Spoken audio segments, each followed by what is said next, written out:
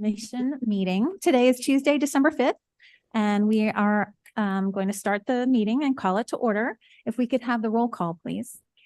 Commissioner Goldberg, Yes. Commissioner Peters, Present. Commissioner David, Present. Vice Mayor Stern. Present on Zoom.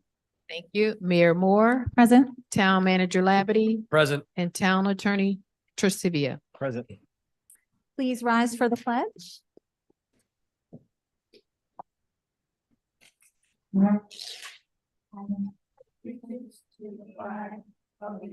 States of America, to the republic which stands one nation under God, indivisible, liberty, and justice for all.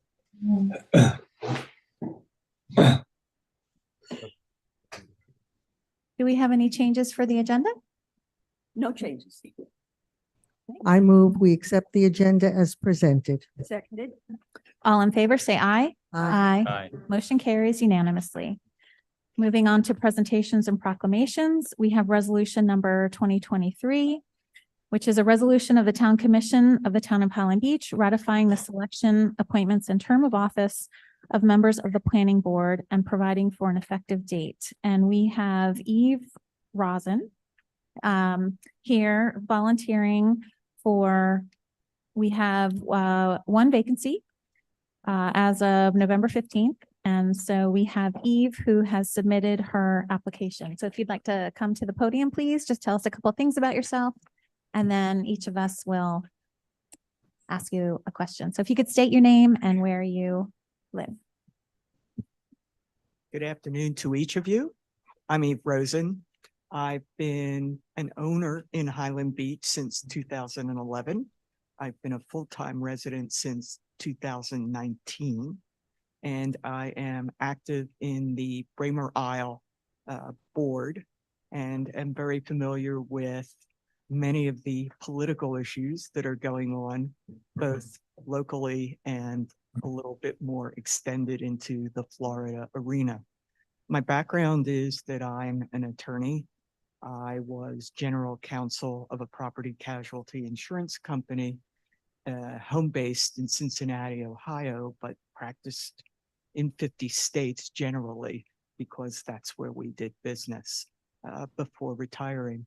So I've had experience in litigation as well as all general corporate matters, and look forward to including real estate, including acquisitions and dispositions of real estate throughout the country indirectly, using obviously representatives locally wherever that was occurring. I look forward, if you see fit to appoint me to the Planning Commission, to working on the issues that are facing and will continue to face Highland Beach. Well, thank you. Commissioner Goldberg, do you want to start? Yes, I'm so glad you're here, as I had indicated when you came in. Thank you. And it's so nice to meet you. I was looking forward to it. Certainly your background, your experience is very impressive. And I believe that the town would benefit by your presence, specifically the background that you have, not only as an attorney, but specifically with real estate and property. So I think that just is a beautiful fit. So I thank you for coming. Appreciate it. Yeah, Eve, I see it came highly recommended by the planning board. and I heard some good stuff about you. So I'd just like to welcome you to the board and thank you for volunteering. to be Thank on the you. board. I hope I can meet your expectations. I have no questions. I know she will do a superlative job. Vice Mayor Stern, do you have any questions? No, thank you very much for applying. You're very well qualified and you'd be a welcome addition. So thank you very much.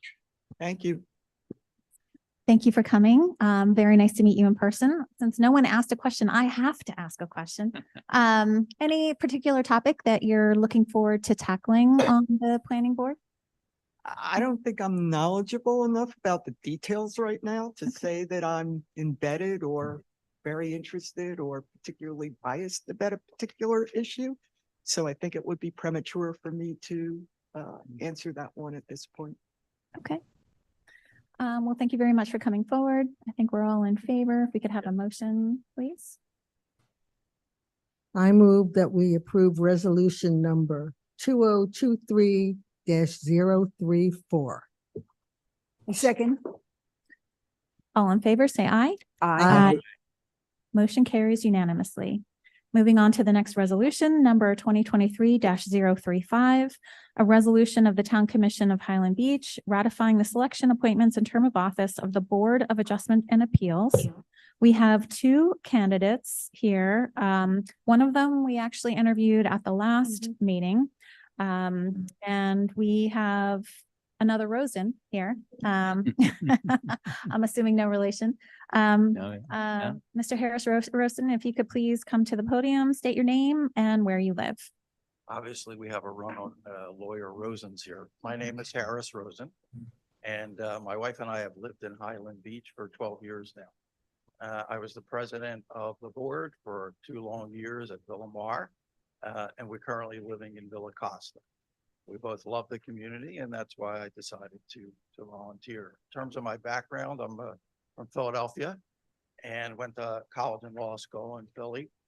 I've been a corporate lawyer now for over 40 years, starting out and mostly in the energy field. I've worked in Philadelphia, Los Angeles, and South Florida, also Allentown, Pennsylvania. I worked for Pennsylvania Power and Light Power and Light in Allentown. I worked for NextEra down the road here as an environmental health and safety lawyer. I was out in California. I worked for Atlantic Richfield Company as an acquisition and environmental health and safety counsel. I worked at Arco Chemical in Philadelphia, handling the aftermath of explosions, but also regulatory and commercial matters. And then I was the general counsel for a company, an energy company down in Fort Lauderdale, Florida for 13 years. Now I'm on my own, helping licensing and other activities for renewable energy companies around the country. Excellent. Commissioner Goldberg. So retirement is not in your future. You know, during COVID, I'd stepped down as general counsel.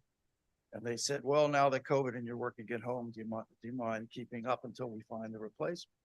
And I realized during that time that I missed actually being active, and decided it's important in quite retirement or semi-retirement to keep your mind active, your body active. So I adopted a little different strategy than you hit a certain age and then you play golf. Well, I'm very happy that you came and you committed to the town and to the public service. The position, I mean, it doesn't meet as often as some of the other understand. committees, I boards, understand. but certainly your experience and intellect will be invaluable to the town in every way. So I welcome you. Thank you. Thank you for coming. And I should also mention, I was on the zoning hearing board in a little township outside of Allentown, Lower McConchy Township. So I was on the zoning hearing board for 2 years. Wonderful. Yeah. Thank you. Yeah, Mr. Rosen, I see you from Allentown. It's one of my favorite places. My best friend from school was from Allentown.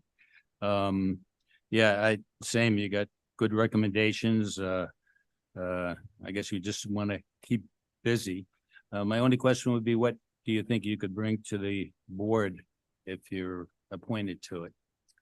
Well, I guess I have a broad background, legal background, and in addition, have worked in the as a general counsel, I've managed real estate matters and acquisitions of properties and industrial facilities. So hopefully, I bring wealth of knowledge and expertise and some common sense, which occasionally now that. Thank you. Welcome. To be honest, I don't have any questions. I'm looking at your background, I'm listening to you, and it is apparent to me that you will bring a unique perspective to this board, and that you understand that this is people who need a variance for one reason or another, and that you'll be able to look at their requests in conjunction with what prevailing code is and decide if it's reasonable or not reasonable. Right.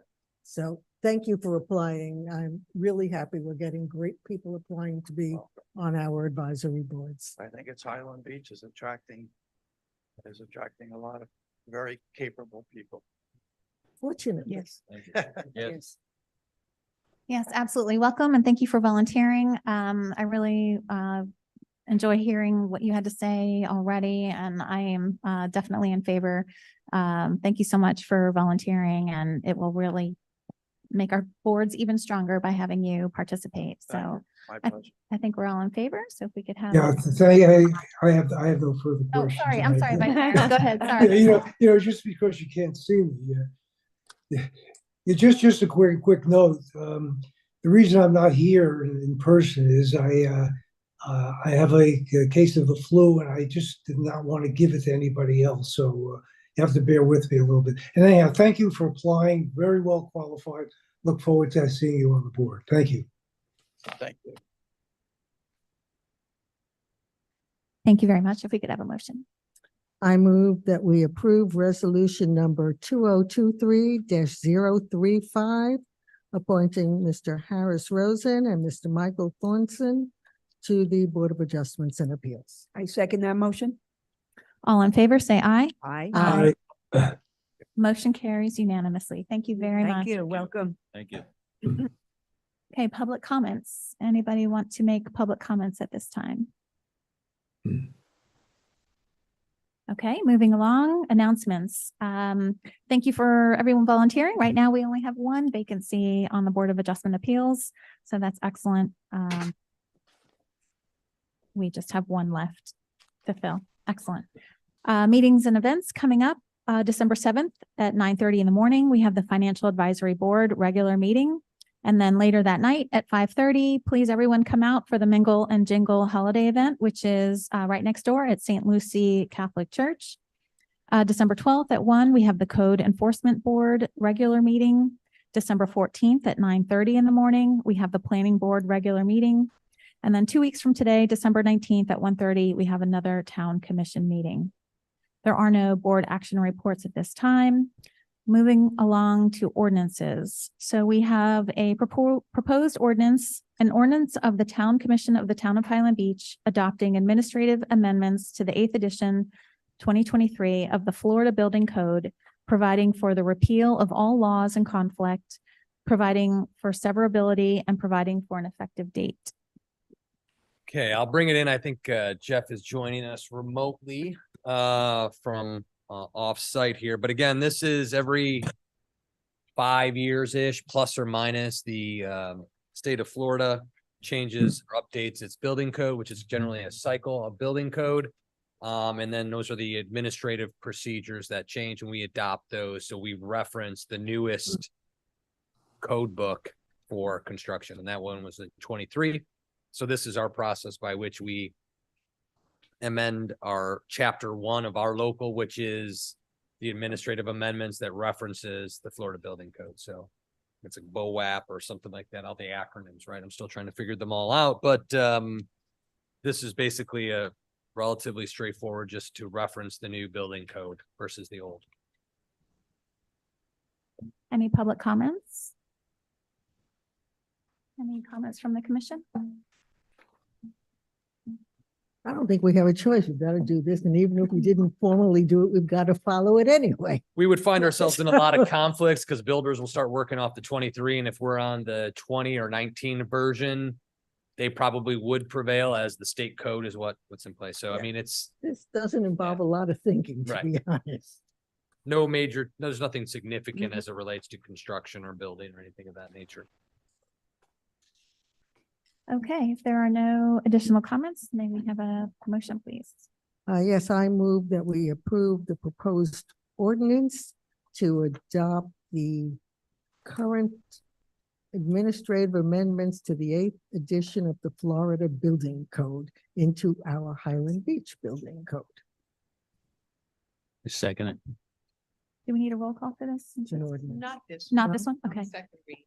Okay. All in favor, say aye. Hi. Motion carries unanimously. Okay, we have another proposed ordinance, an ordinance of the Town Commission of the Town of Highland Beach amending 30-7 official zoning map of the Town Code of Ordinances to update information pertaining to the date of the most recent amendment to the town's official zoning map as set forth in ordinance number 2022-002, providing for repeal of all ordinances in conflict, providing for severability and codification, and providing for an effective date. Ms. Allen? All right, good afternoon, Ingrid Allen, Town Planner for the record. So this item is purely a housekeeping item. And on page 75 of your packets, I kind of go into the history as to how this ordinance, why this ordinance is before you today. I'll just give you a brief overview of that. So back in January of 2021, the Palm Beach County property appraiser reached out to town staff and advised us that there's 3 parcels in the Boca Cove development that don't have a zoning district, which is unusual. Every parcel needs to have a zoning district and a corresponding future land use designation. So based on that information from the Palm Beach County property appraiser, I did some research. I looked back at the 1990 zoning map, which was the last time the zoning map was adopted. And that particular map, when you look at it, it's very clear that every parcel in the Boca Cove development has a zoning district of residential multifamily low density. Now, what most likely happened is that when you look at the 1990 zoning map and you look at the current zoning map, the map formatting is different, right? Technology improves and the map looks a little bit nicer. So probably what happened was in the mapping format changed, those parcels unfortunately were left out. It was truly a Scrivener's error. So back on January 18th of 2022, the Town Commission, you all approved a rezoning to go from, or for those 3 parcels to go from no zoning district designation to a multifamily or residential multifamily low density zoning district. And as a result, we have in our code, which is the housekeeping part, on page 76 of your packets, we have a regulation in our code. It's section 30-7, or you can go to page 80 of your packets, which is the actual ordinance. So in that particular regulation, it talks about the official zoning map, and it provides the actual ordinance number and the adoption date of that ordinance for the town zoning map. So as a result of that rezoning that took place in 2022, we now have to update the information in the code to reflect the new ordinance that was adopted in 2022, along with the adoption date, which is why I said it's purely a housekeeping item. So before you is not the rezoning. You already did that. You already adopted it. We just now have to change it. And if you look at the new map that I provided in your packet, you see that we added the new town logo. The current one has the old logo.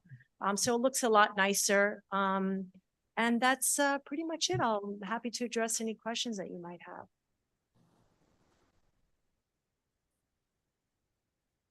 I don't have any questions. Yeah, it looks- So this is basically a Scrivener's error. Yes, the rezoning was to correct a Scrivener's error. Mhm. So now we're just updating the provision that we have in the code that references the official zoning map, just to provide the updated ordinance number and adoption date. That's Thank all. you. Thank you, because I was a little confused. I said, I know we passed this. Yes, you did. And it took a little bit of time, and I do document this in the agenda memorandum. One of those 3 properties didn't have a corresponding future land use designation. So that was adopted by the commission. We sent it up to the State Land Planning Agency, which is the Department of Economic Opportunity, as a courtesy. And they advised us, well, you should have adopted the property rights element, which became part of Florida statute, I believe is in 2021. But because the future land use map amendment was also to correct a Scrivener's error, we felt that it didn't trigger us to adopt that property rights element yet. We had the best intentions to do it. The state unfortunately did not, or the Department of Economic Opportunity did not agree with us. We tried. So then if you recall, you adopted a private property rights element. And at that same meeting, right after you adopted it, you re-adopted the future land use amendment. So we've worked for several months with our GIS consultant to get the maps done. Maps had to be signed. So these things unfortunately took a little bit of time. Yeah, Thank you. sure. I just want to open up for public comments. Okay. Seeing no public comments, I don't think we have any comments from any of the commissioners. No. Okay, may we have a motion, please? I move that we accept the ordinance to amend section 30-7 of the official zoning map of the town code of ordinances to update the information pertaining to the date of the most recent amendment to the town zoning map as set forth in ordinance number 2022-002. I'll second that. All in favor, say aye. Aye. Aye. Motion carries unanimously. Thank you. Okay, next, another proposed ordinance.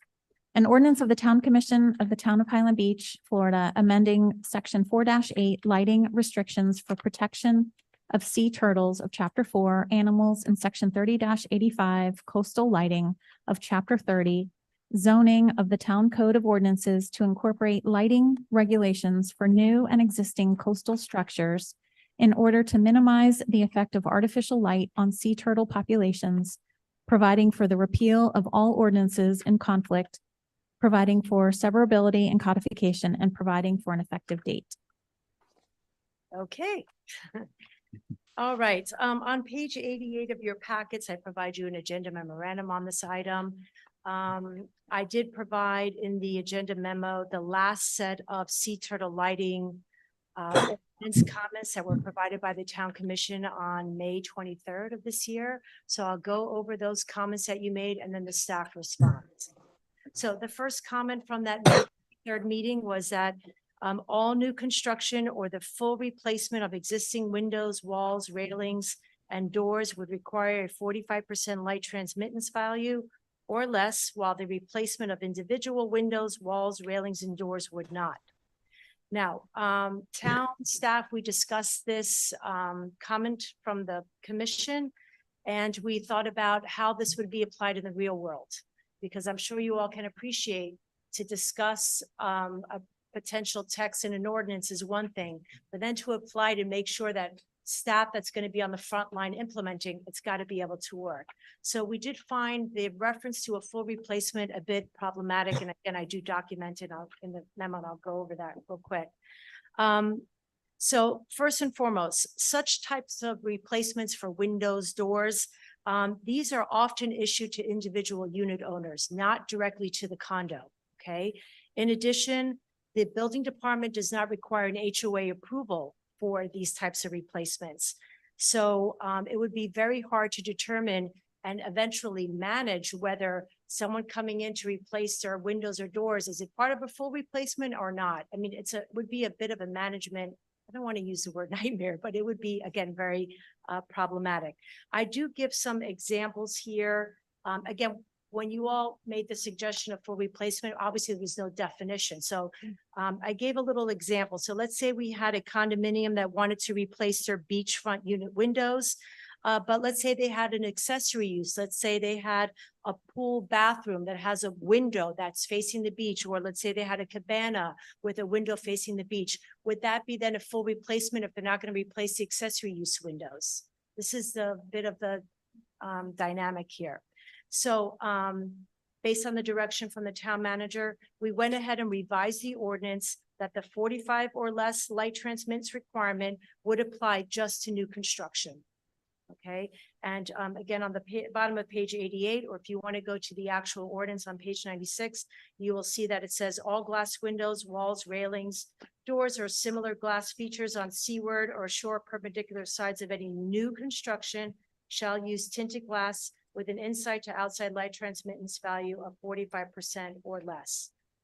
And I just want to also call out in your memo, any of the new language that we're proposing since the May meeting is gray, bolded, and it's either double underline or double strike through. So you can distinguish between previous changes to the newer ones. Okay. Also changed is Ingrid? section, oh, yes. It was my understanding when we discussed this, that the idea of full replacement didn't apply to the whole building. It applied to individual units in a building. That you didn't want to force somebody to make a darker window if they were replacing one window or one sliding glass door. But if they're replacing all of the windows in their unit, not necessarily the whole building, but in an individual condo, then they would have to go by the 45%. I thought we were talking about how funny that would look if one, Yeah. you have a Right. whole, One was Yeah. and you have one that was checkerboard. darker. Well, it might, unless you got balconies, in which case you might not notice the difference. And then there If was you- the, If it's back because of a balcony, so it's not right up against the face of the building. So so then you're saying introduce balcony? That Well, was because what I remember. it's very rare that a whole building is going to replace their windows unless they do not have hurricane impact windows at this point, which most of them have. Otherwise, it's on a, unit by unit basis. It's not done by the whole building.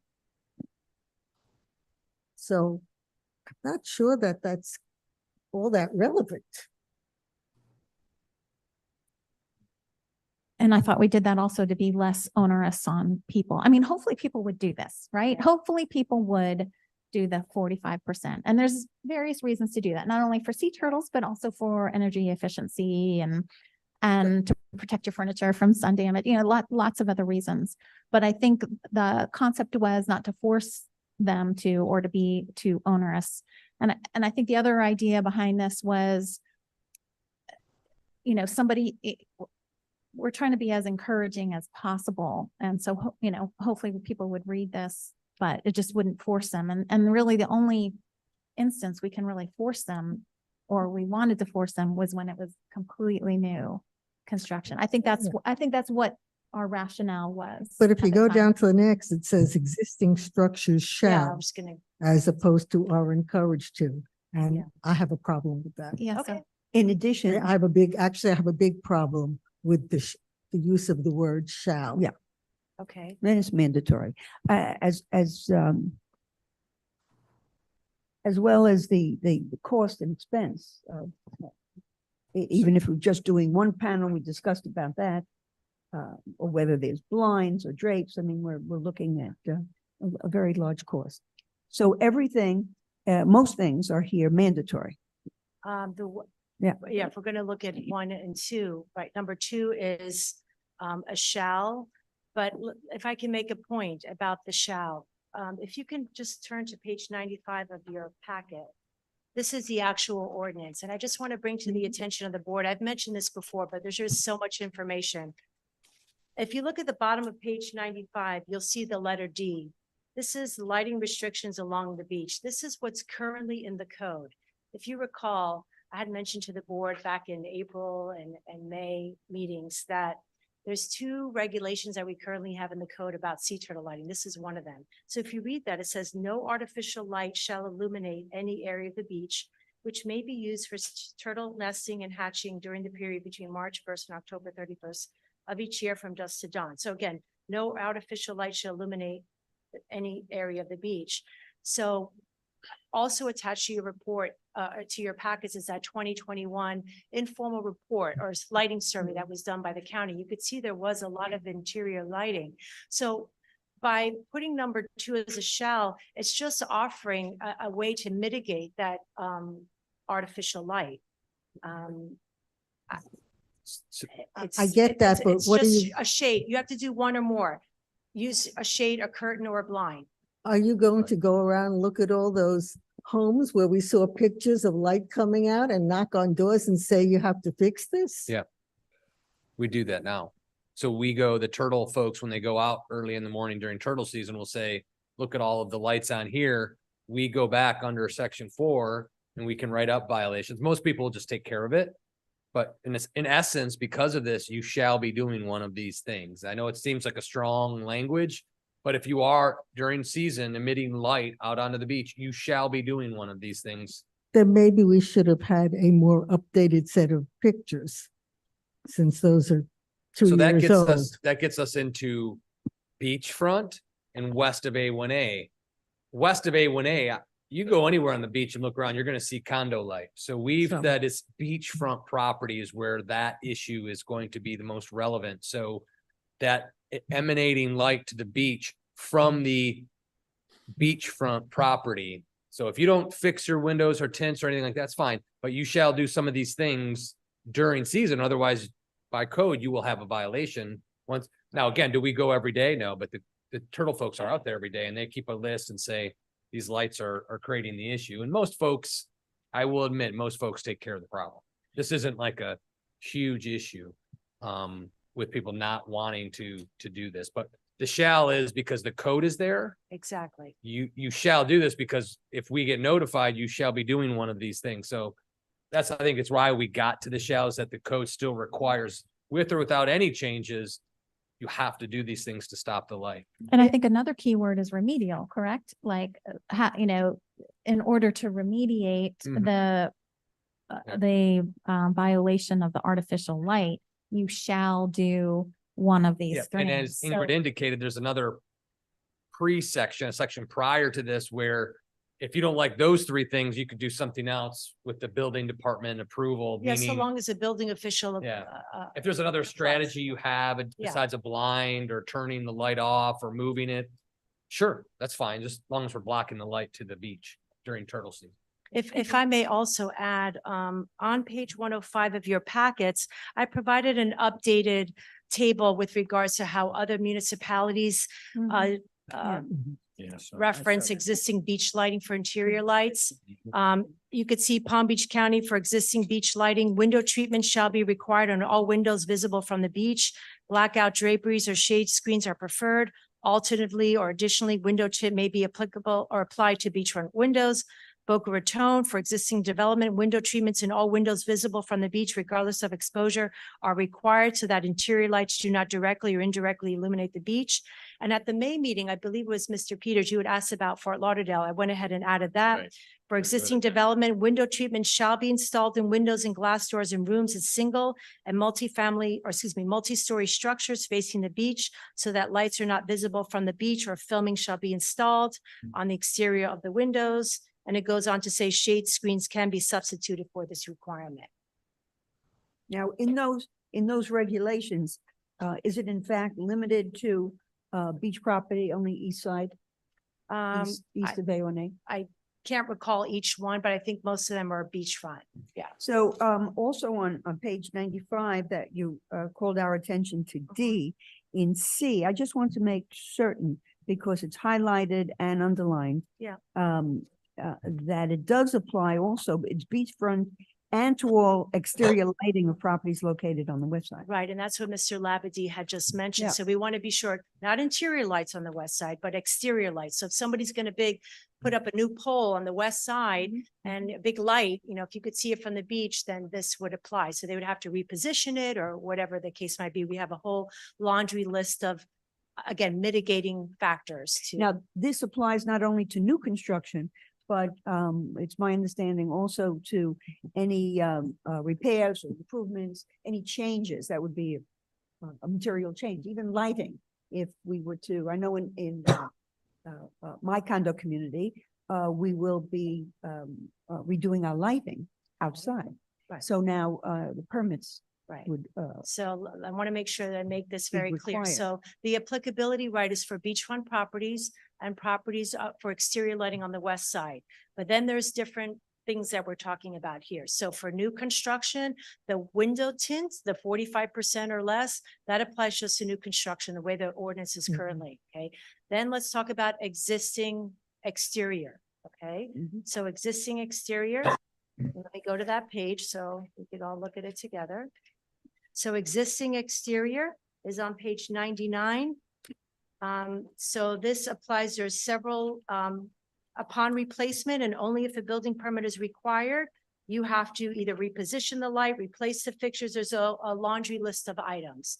And then for interior lights, again, on page 100, right, that's where you have to do one of the following, either do the tint or film. You could rearrange or move the, television set or other fixtures away from the window, or just put your shades, your curtains, or your blinds. And does that apply, on page 100 to both, east and west? This properties, is or for, just east? right, if this is, okay, this is interior, so it doesn't Interior. apply to the west side. Remember, the west side is Okay. for exterior lighting only. So this would apply interior beachfront property. Thank you. Did you want me to go back through the rest of the comments from the commission from May, or you want to just discuss? No, okay. No, but I have an objection to having codes that you're not going to enforce. That's a big problem to me. And I can't see us telling people that you have to walk around in the dark in your units at Christmas time when you have family over. Or that you can only sit in one room because part of this says only use the number of lights necessary. And then there's a question as to what's necessary. I just don't, looking at those pictures, every building basically has an issue. And a lot of the reasons that some of them were dark was these were taken in September and people weren't there.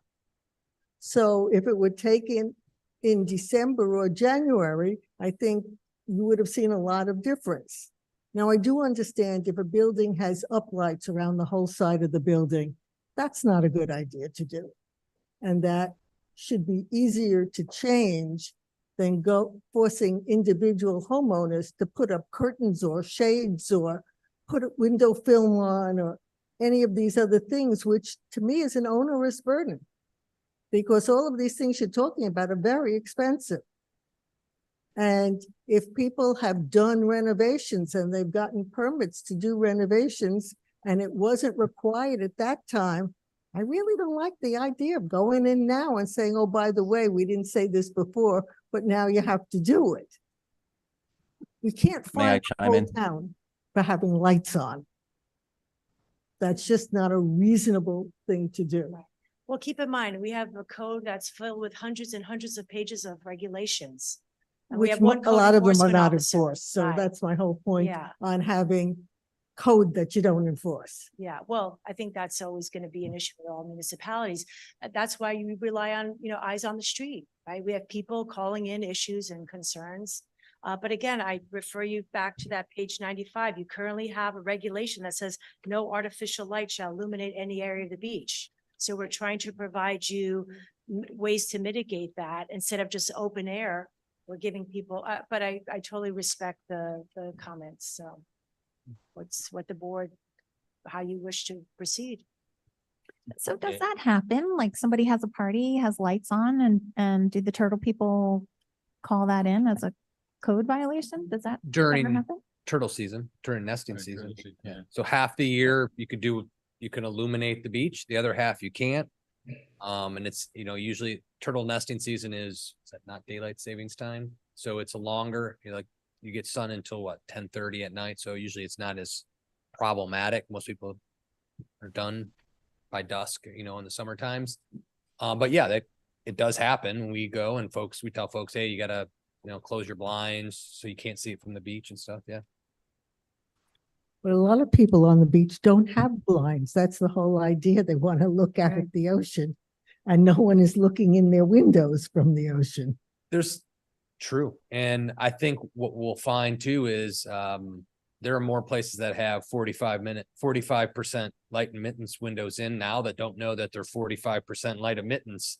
I think there's a lot of that you know, if you go to the hotel, go to Latitudes and have lunch, those are 45%. Right. You see the light, That's- you can see totally out, that's fine.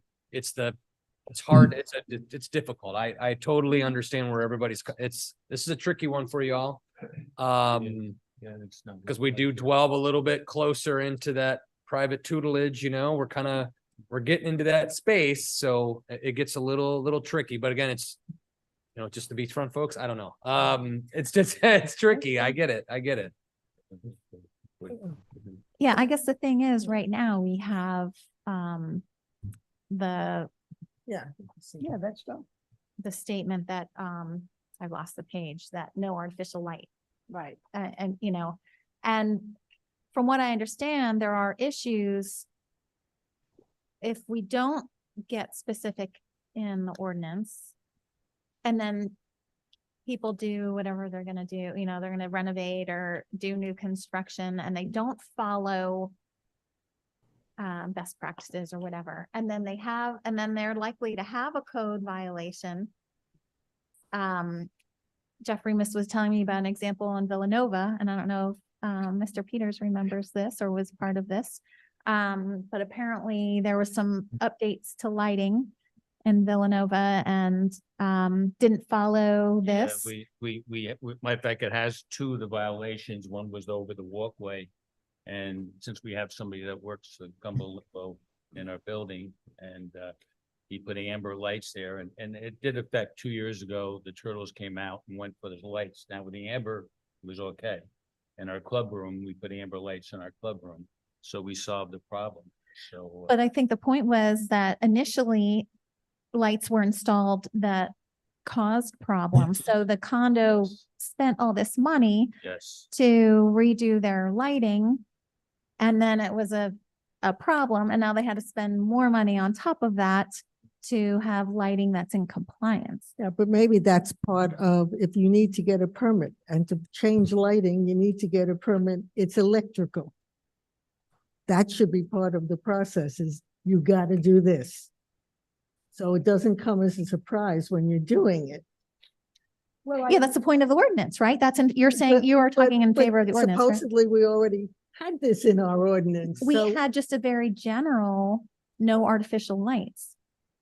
And then there's no guidance on what that means. So now there's all this guidance, amber, shielded, And so now when you do the permitting and they review it, so now it's reviewed, but previously they didn't do that. So once we create this more effective framework, We it avoid, really becomes pretty onerous. And- We see, not only, to me, that's it's dark.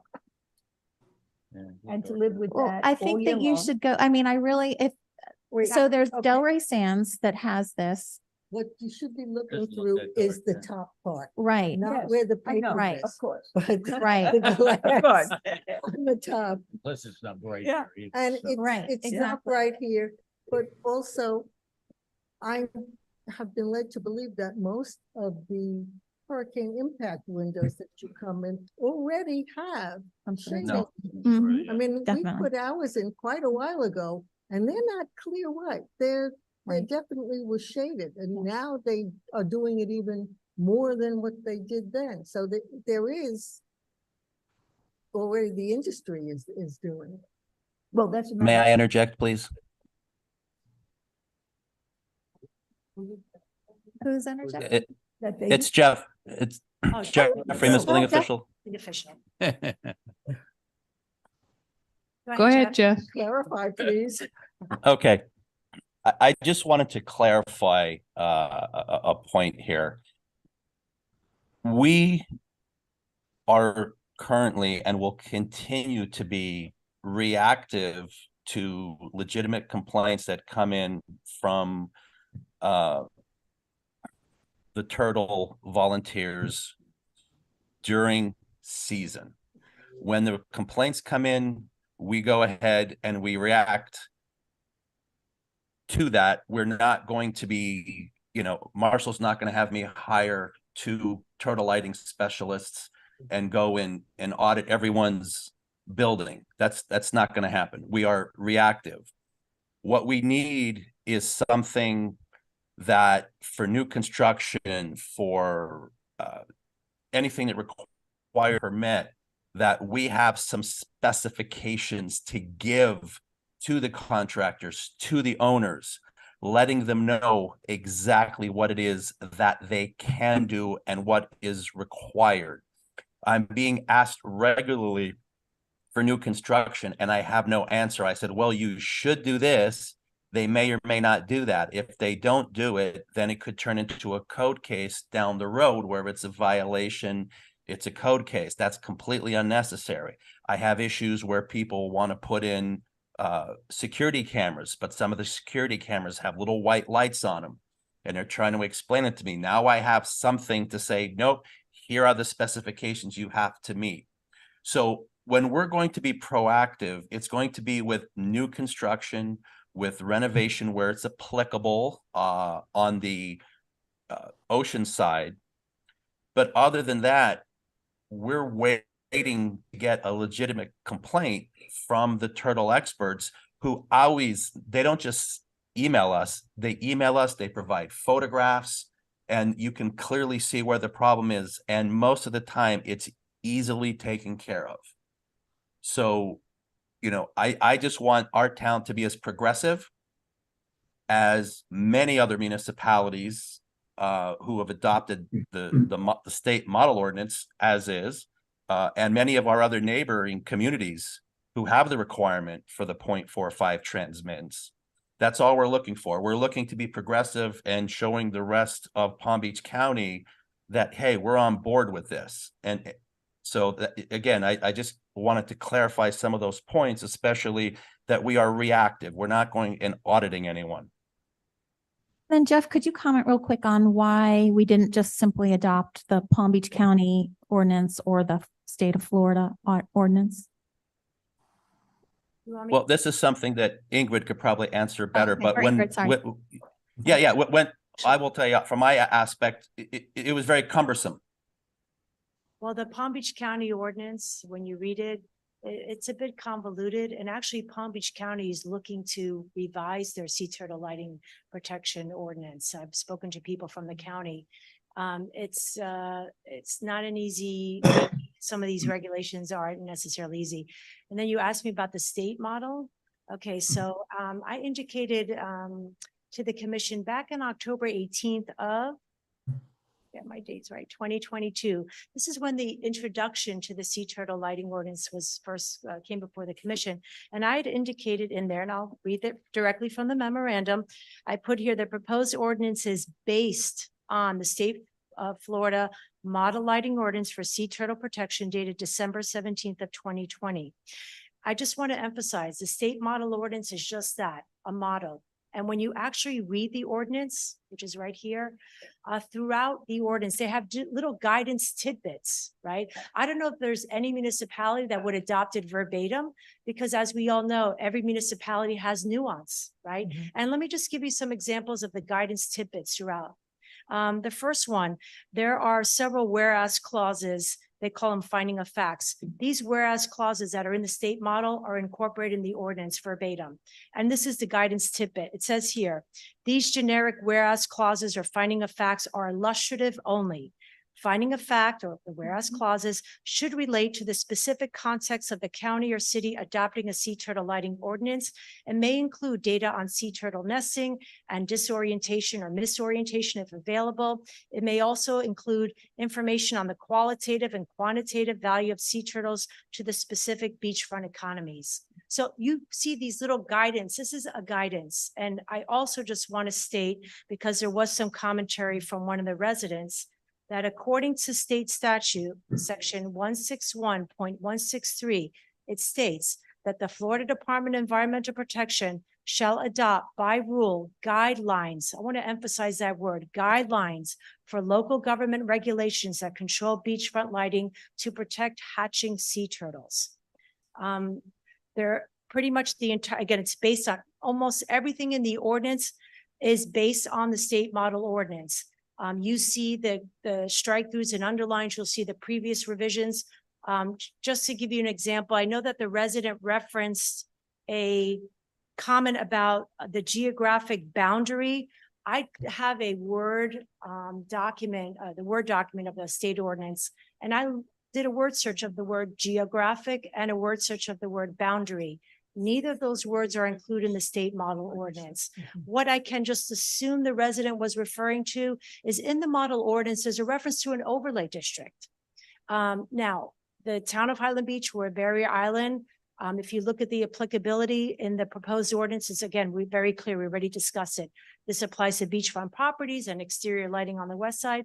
The overlay district would probably apply to, let's say, a city like Boca Raton that has the boundary limits of that city on the Barrier Island and more inland areas.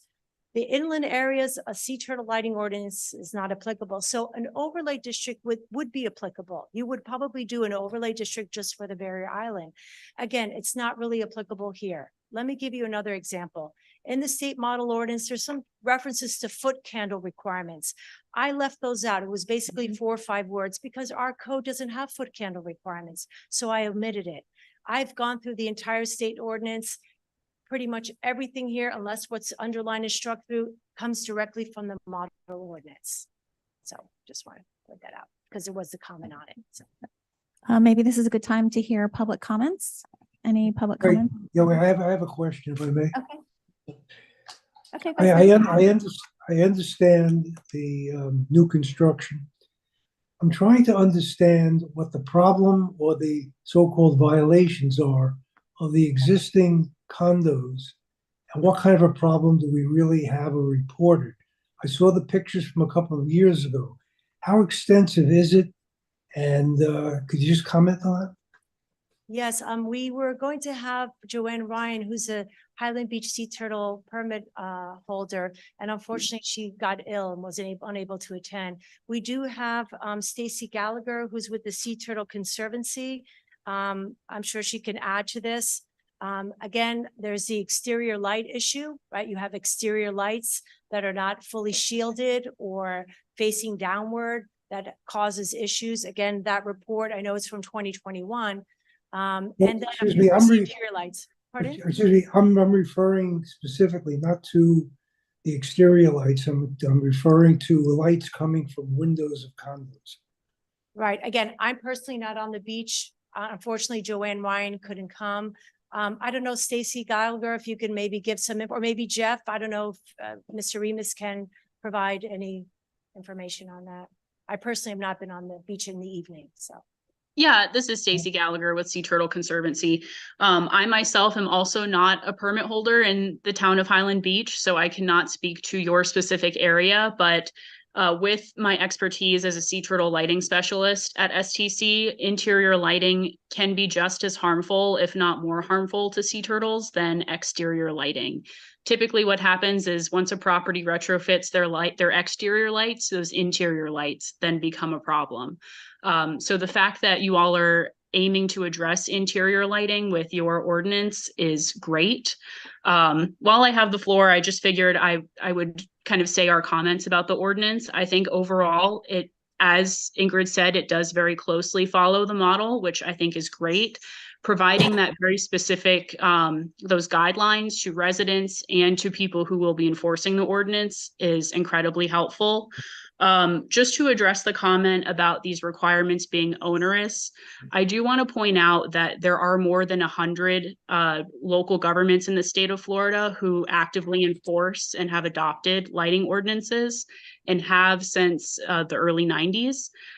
So there are several places throughout the state that are effectively enforcing these ordinances and reducing disorientations. And just to bring the point home about why we're doing this, Florida is so important to global populations of sea turtles. The very decisions that you all are making today can have an impact on loggerhead, green, leatherback sea turtles that are globally important. So I just want to bring that back as to kind of the why this is happening. On the enforcement side, someone had brought up how it's not useful to have an ordinance that isn't enforced. I do agree with that. I think in the future, I know you mentioned that you all are reactive right now when it comes to enforcement. In the future, if you are able to be proactive and actually have someone do lighting surveys throughout the season and send out letters. That would be really helpful in further addressing these problems. I remember Joanne did mention the rate of disorientation that you guys have at the town of Highland Beach.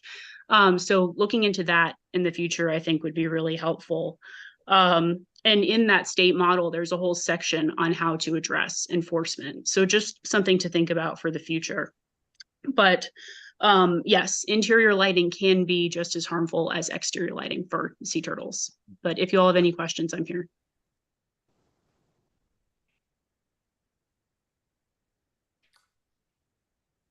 Stacy, I got a question for you. Okay, I just, let me, okay, go ahead. I just, in our building, I mean, does the penthouse lights affect?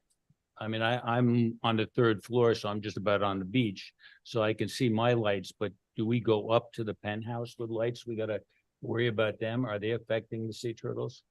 That's a really good question, and people ask us this all the time. Any light, it only takes one light to disorient a sea turtle. And even if you're, looking straight at the property from the beach and you might not see it, that light might be visible a mile down the beach or a few properties down the beach. So typically how local governments address the applicability is any light that's visible from the beach, period. Not really focusing on a geographic area, but just any light that's visible from the beach needs to be addressed. So that is essentially how lights affect sea turtles when it comes to the positioning of them.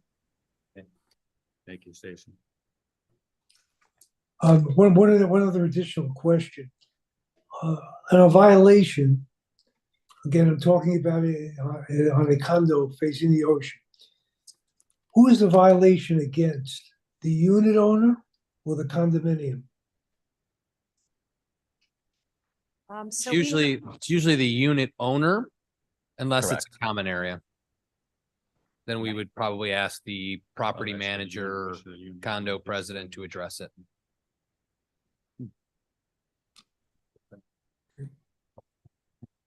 Ingrid, I saw, I thank you for, I saw you add in, that you can have shades or screens or curtains, and which helps, which is my thing last time, because I know it's hard if somebody's replacing one glass. I mean, I don't know if anybody on the beach side doesn't have curtains or shades right now, because in the morning when the sun comes in off the ocean, it's like you can't see anything. So, and it does help, because I went out there and took a picture of ours without the shades down, and then with the shades down, and it's pitch dark, so it does help. Again, that language is from the state model, except where you see the underline and strike. I just, if I may, I just have one other thing that just popped into my mind. By hearing the previous speaker, if the intention here of the town, based on adoption, is to be reactive, and then a year from now, the town changes their mind and is going to be proactive, what's stopping that from happening? We're voting or talking about something today, which the guidelines can be easily changed from one year to the next. Could you comment on that?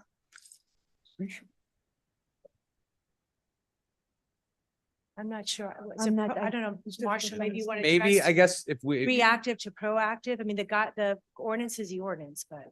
Well, reactive to proactive would be a budget amendment, but, I mean, to be on the beach every night, walking the beach, documenting is challenging. So we do appreciate Joanna and her team for letting us know. The frequency, I don't think it's a lot, whether it's a couple dozen a year during season that we have some people, but again, usually as soon as we contact somebody, it tells you how great Highland Beach is. They're like, hey, well, sure, of course we're going to do that.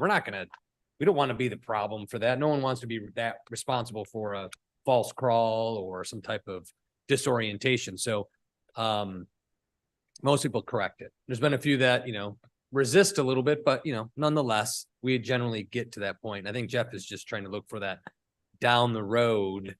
If we get to, because once you go to the 45%, you don't need shades. You turn all your lights on, you're fine. Right. So it's that light coming straight through. That's that disorienting light that could be mistaken for a star or moon or thing of that nature where you're walking inland. So, or crawling, sorry. that's kind of where we're at here. So I mean, we're kind of in the middle, I would say, with this. I mean, we started, and I know we've had this conversation. Usually we start pretty stringent and then roll it back based on your direction and guidance. I would suggest, depending on where you want to go, you'll let us know. Can't roll this back much more before I would probably recommend just leaving the ordinance as it is, and then maybe we ramp up education. But this is a pretty good one. New construction.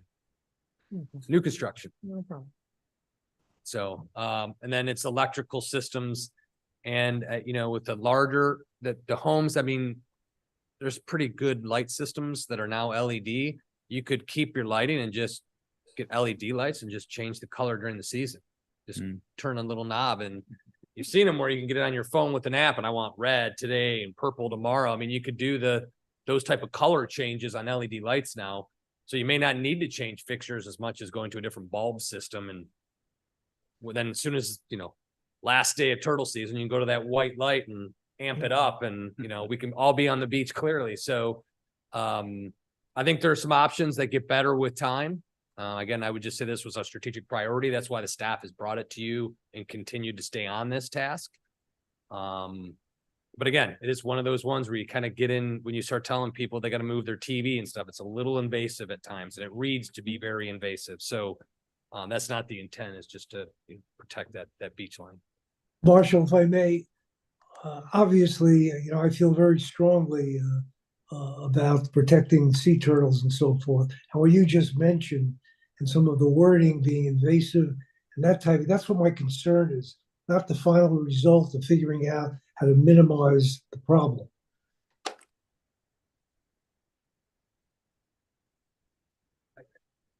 I guess I could see that, I think that's what Commissioner David started with too. The shall seems a little bit rough. You shall move your TV set. It seems a little strong. We could potentially look at removing that shall and should to be in compliance. It is recommended that at least one of these things be taken. We could soften that a bit so it doesn't look like you shall do something in your private home with your TV, your lights, your couch. Nobody really likes to get there, contrary to popular belief. We don't want to be in your private spaces. So, we could do some of those type of things that might help with the language. That might be striking the ire of some, that the language seems a little bit too close to personal property rights or personal tutelage of stuff that's really, And from my perspective, it's only the issues with existing structures. I have no issue with it, with new construction or additions or something that needs a permit. I have no problem with that at all. Because if you're doing work anyway, then that's all part of it. Yeah, it's. I have another point of interest. Go ahead. It's Jeff. It's your building official again.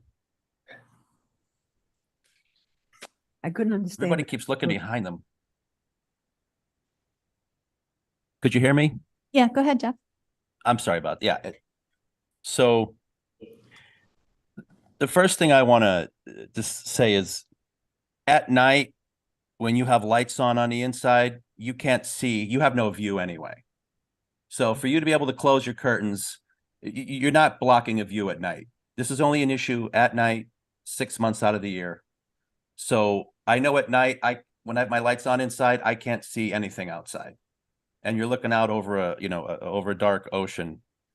So that's just the one point that I wanted to bring up is it's just, you can put all the lights on you want at night, just close your curtains or close your blinds or whatever you want to do. It's a really simple fix because you're not blocking a view at night anyway. I'll tell you folks, when you're in your condo with your lights on, if I walk the beach, you're like in a fishbowl. So just FYI, regardless of where we go with this, just be cognizant that you're easily seen on the beach when your lights are on in your condo and you don't think anyone could see you. I don't have that problem. So No, without a telescope, nobody's looking in my window. can we hear from public? No, go ahead. Any public comments? Come on. Yeah.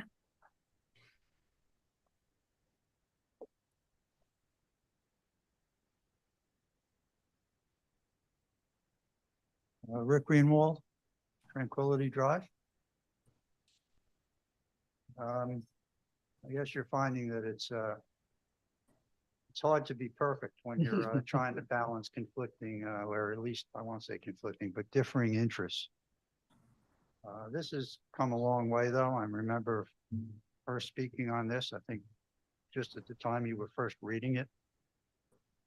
And I know my first comments are, you know, this is like really onerous. We're about to inflict existing buildings with potentially huge expenses and repairs and this, that, and the other thing. And since then, clearly a lot of work has gone into this on the part of staff and everybody else. And there've been some really significant changes that have been made that I think, you know, make this, if not perfect, quite reasonable at this juncture.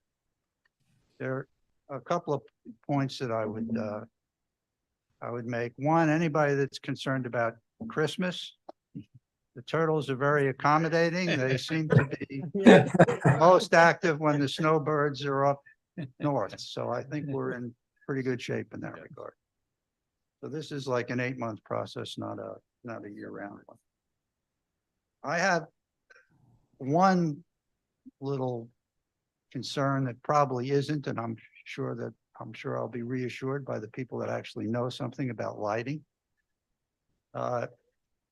I've never actually seen one, but it's widely rumored that there are some, you know, elderly people living in Highland Beach. And, you know, my concern would be seriously, with some of the really subdued lighting and the ambers and the reds and the thises and the that's, that we don't, as an unintended consequence, you know, develop a bunch of slip and falls with people walking around at nighttime. And the reason why I mention that is just slip and falls and injuries are really one of the leading causes of morbidity and mortality in elderly people. And one thing that we certainly do not want to do is give Chief Joseph a bunch of unnecessary business as the department gets up and running. I just don't know the answer to that. I would think that since this has gone through the state and a whole bunch of agencies, that the standards that have been set have been perfectly safe. But again, I was just reading through it. That was just a residual concern that I might have had. Enforcement, I think, you know, is a concern, but as Marshall pointed out, we've been doing it, and this way it's codified. Everybody knows what it's supposed to be. So I don't have a real problem with that at all. For the staff, some unsolicited, gratuitous advice that comes from my own personal experience, having been on various boards and also served on various staffs putting together policies. Sometimes it can be helpful, rather than presenting a draft as apparently from scratch, if you start with like something that's been widely accepted, like here's the Palm Beach County one, here's how we're making it better, and that's why this is what we recommend, rather than the other way around. That I find that boards are sometimes more receptive to that sort of thing, but that's a matter of personal preference, I guess, and style. And then my final point for you guys is the commissioners is that after a while, kicking the can down the road becomes a decision in and of itself. And there are times where the decisions actually need to be made. And we run the risk in something like this where we start out trying to be through all the folks on the Natural Resources Committee and other interested people in town. We start out wanting to be at the cutting edge. And then if we go through too many iterations of everything, we can end up actually being behind the curve of all the people that have already adopted the Palm Beach or other standards. So that's it. I think this has come a long way, clearly, and you're getting to where you need to be. Thank you. Ingrid, is there something in here? I thought I read something that talks about safety issues. I mean, for example, you want to have lights on a staircase going down to a beach because you don't want, well, they talked about emergency lights, and that was a whole different section. But you live on the beach, people walk on the beach. You have to have lights on the staircases going down, or you're going to have a lot of people tumbling into the ocean. So how do you handle that? Actually, I think Stacy Gallagher from the Sea Turtle Conservancy can talk about that safety issue. And while she's talking, I'll look through the ordinance. Yes, I'll speak on that. That safety is the number one concern when it comes to wildlife friendly lighting, and it's a legitimate concern.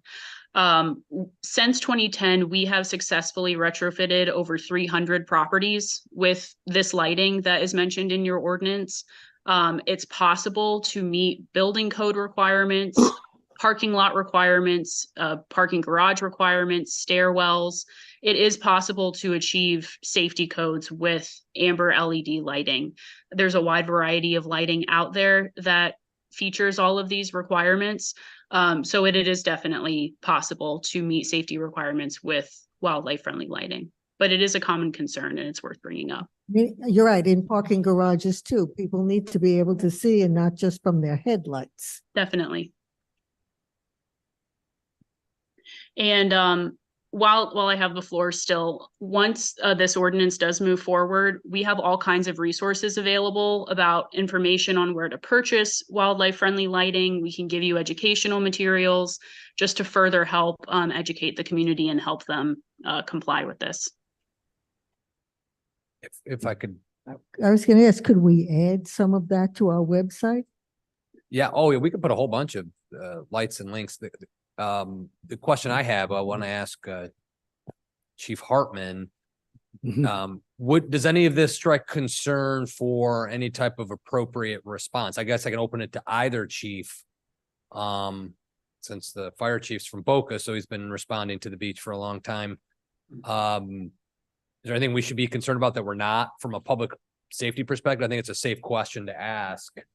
That, you know, if there's a B&E or if there's an emergency rescue and you have to get somewhere, is what we're requesting pose any type of concern or issue in either public safety response?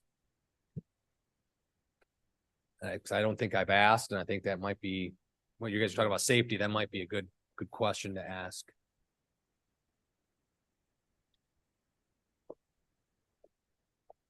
Yeah, thank you. We've been responding down the beach for so many years. It's not a concern. It's dark down there. The little bit of lighting from the condos or the stairs is not going to make a difference on what we're dealing with at the water line on the beach someplace. You know, we do talk to the condos about their lighting. We do security surveys for them. Obviously, we're a big proponent of lighting, nighttime lights. Criminals don't like that type of thing. So wherever we can infuse light into an environment, into a complex, into a building, we like that. Obviously, we deal with the issues on the ocean, which changes everything. What we do recommend though is motion lightings. So a lot of them use the motion lighting. So when there is movement there, that light is on temporarily, and there's some safety for people moving around there in the dark environments. But the lighting behind the houses haven't impacted any responses that we deal with on the ocean or on the beach side. So again, what we're showing on the fire side of fire rescue, we bring flashlights. So if we have to do something on the beach, we know where it is. We bring flashlights for temporary lighting, and then when we leave, lights go with us. To address the fall issue and the safety issue, we recommend doing safety checks that the police do, but on the inside, and we have lights that are low to the ground because you don't want to when you get up in the night, you don't want to lose your night vision. So you want the lights to be more subdued but low to the ground so it doesn't affect your night vision badly. And so yeah, there are ways of adjusting, and we do recommend that removing throw rugs, and take away trip hazards and any wires across your path, especially at night, because as we get older, we tend to want to go to the bathroom more often, and we're more groggy, and sometimes we still take sleeping pills. And so you have that sundowner syndrome where you get a little bit confused and not as quick to wake up. So we always recommend, plugs that have low lighting, even motion lighting, where when you get up, the light comes on, and then when you go back to bed, the light goes off on its own. So there are several different strategies to address those issues as well. Thank you. Thank you. Any other public comments? The commission received an email from Mr. Jeffrey Kleiman. He sent it on yesterday. Would you all like for me to read it? Yes. Okay, the subject is proposed lighting. ordinance. Dear Mayor, Vice Mayor, Commissioners, the proposed lighting ordinance represents a clear case of government outreach. This proposed ordinance is focused on regulating the behavior of Highland Beach residents through absolute measures. It goes beyond mere overreach. It actively creates issues where none previously exist. It is a cure for a disease we don't have. Our residents are intelligent enough to continue being permitted to install outdoor floodlighting for use only during the peak people season from November through February. The Highland Beach Commission should not restrict daytime indoor sunlight over a nighttime issue. Our residents are also intelligent enough to lower their beachfront window shades at night during hatching season, as they have been doing successfully in accordance with the existing town ordinance for many years. The proposed ordinance would minimize indoor sunlight to less than half on sunny days. On cloudy days, this reduction in sunlight will cause a notably gloomy and depressing indoor environment. Our older, infirmed residents do not deserve to spend their final days in partial darkness. Let's remember that it's Florida's sunshine that brought us here. I firmly believe this proposed ordinance warrants outright rejection. Sincerely, Jeffrey Kleiman.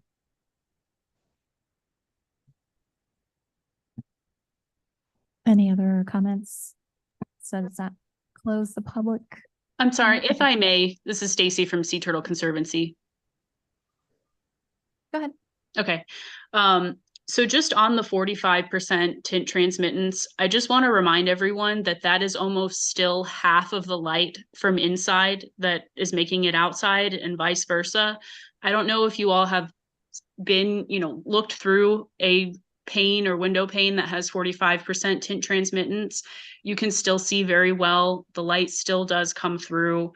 So I just wanted to drive that point home. Actually, from a sea turtle lighting perspective, we recommend much lower than 45% tint transmittance. Just out in the field when we see it, we still see a lot of that interior light is still making it onto the beach. So we actually recommend 15%. And on our properties that we retrofit, we've actually used 15% tint transmittance on our properties. So I just wanted to put that out there that the 45%, while it's great that you all are adopting it and it is in the model, it is not, it does not make the inside of your home dark during the day. It is very, it's very minimal in terms of the effect that it has of blocking interior light from reaching the beach.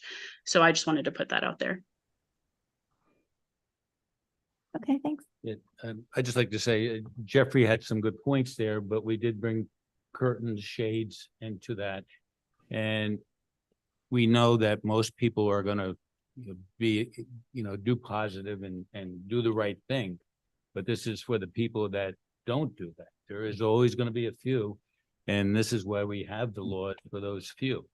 And also the word shall, I don't know what word you can use, because if we're going to enforce the law, we can't say, you don't have to do it, but we recommend it. Now, how can you enforce that? So you got to find some kind of terminology that you can cover that. But I think we got it. And then Stacy, thank you for your information. And I think we did a good job on this so far. And maybe that's it. I don't know if we can fine tune it anymore. Question for you, Don, and also the Vice Mayor. I mean, you guys live directly on Yes. the ocean. And you've obviously read through these rules. If you were to build a new construction right now, I mean, would you personally have an issue with following these guidelines? No, I think 45 is a happy medium. I don't think, we're just up a latitude, and we have some kind of tint. I just asked our window manufacturer what tint that we have. We replaced the association owns our windows. And they changed the law to do the whole condo at once. So I don't know what our tin is. But I don't think it affects it. I mean, the sun is bright. We need shades in the front and we're all glass on 3 sides. I don't know where we put our TV though, because we don't have every inner wall you can see from the side or what. So that's one problem we have, but as long as you put sideways, I guess that's not bad. But yeah, I mean, I have no problem. We try to be proactive and we actually took pictures of our own building to see what we can do. And we do have some apartments. I think we had 7 apartments that were lit up in on our thing. And I think it's a doable. I think the building next to us is doing, and they're putting much darker windows in. They're renovating. They came to the commission meeting and they're doing a great job. So they're kind of darker, but I don't think that 45 is that outrageous. I mean, I just don't know how much a 45 can hold back and not see from the other side there. So I think that's a fair number, what I say. Vice Mayor, any comments since you're? Yeah. Yeah, clearly, I don't, from my perspective, new construction and insulation, I have absolutely no problem with these standards. As a matter of fact, when we first started these discussions, I asked for samples to be brought in of 45, because when I went back to my condo and looked at the common areas where the glass was all replaced a few years ago, then found out that in fact it was 45. And we called the manufacturers, that's all we put in now is 45 at minimum.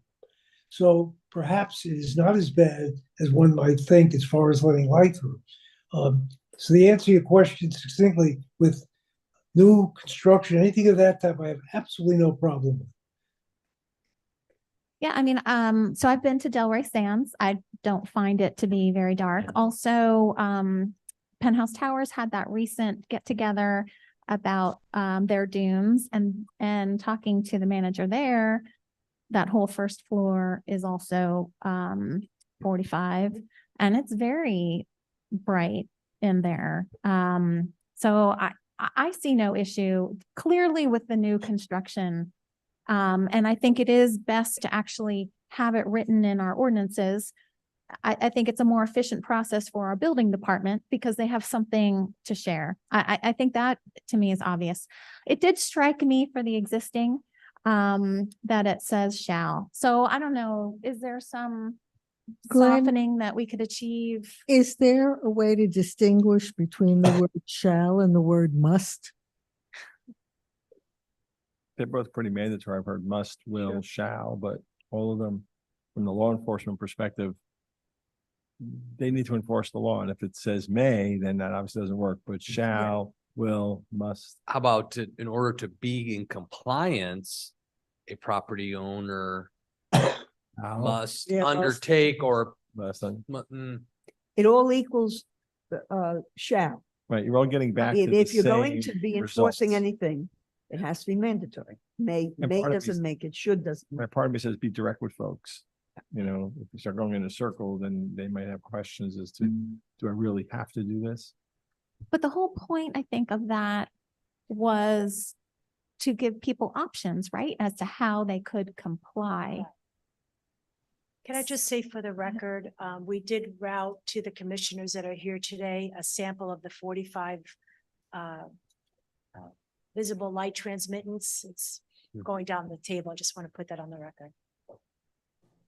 Unless we just strike this whole existing structures thing. You could, because you have to do it anyway. If you don't mention it, the previous section says you can't do it. So you'll What, emit light? you can't emit light. We're just giving them some suggestions on how to not. But since we all kind of have issue with putting. If that's shall, too I mean, strong, you can just take it out. just They're gonna have to do it anyway. Just remove the existing structure thing. Remove this, just remove that paragraph. I think we all we would like to soften that a little bit, but we can't soften it without making it a rule. So why don't Existing we just, structures can't emit light during turtle season. Can't do it. So figure out how and that's not to. already in. You'll have to figure it out yourself, but you're gonna have to do it some way or another. Wait. Are you suggesting that we not be specific? with this? Well, this I example? think we all kind of have an issue with, I'm sorry, I'm speaking for you. I don't know. I know I do. It struck me as well. The verbiage currently says existing structure shall implement, and we had previously put existing structures are encouraged to. And that's what what we kind of liked before, but I think staff, as they were reading it, said you can't enforce encouraged to. So that's why practically, they had to put in shall implement. And I think we all have issue with shall implement. Well, I'd say in order to move this ordinance forward, because I think we have a lot of good with the new construction. So as a compromise, just eliminate this paragraph. Which one? Or say Oh, existing, section Which one? It's Let's go. recommended to be in compliance. It's recommended you take at least one of the following activities. What I like paragraph that. are I you like that. referring to? If that One works, of the following. if that The works. top one on page 89. Okay. Where it says existing structures shall. And I think it's on page 100. It's also on page 100 if you want to look at the actual. Yeah. Yes, ordinance. that's what I wanted. Yeah, And page 100, number 2, right in the middle of the page. May I ask, this is Stacy Gallagher, would the majority of the properties on Highland Beach be considered existing? Yes. Yes. So, okay, so if you remove those specific guidelines for folks and that requirement, does that kind of take out a big portion of what the ordinance is aiming to achieve? Not really. I mean, right now, the ordinance says no light shall eliminate on beachfront property. So the ordinance already says that. So the purpose of this existing structures is just to elaborate on, here are some things that you can do. You can do your tinted glass, you can rearrange your lighting so it doesn't shine out, or you could put shades. But the problem we're all having is we don't, no one is going to go patrol, the beach to make, we don't want to be too onerous or overreaching on existing. So perhaps we just leave it as no light shall emit on beach. But on that, beach. that includes the existing. Yes, it does. It absolutely does. Right. Could we Yes. change it a little bit so that you give these examples and say the following are ways that you can, but are not limited to, and then just give it as examples?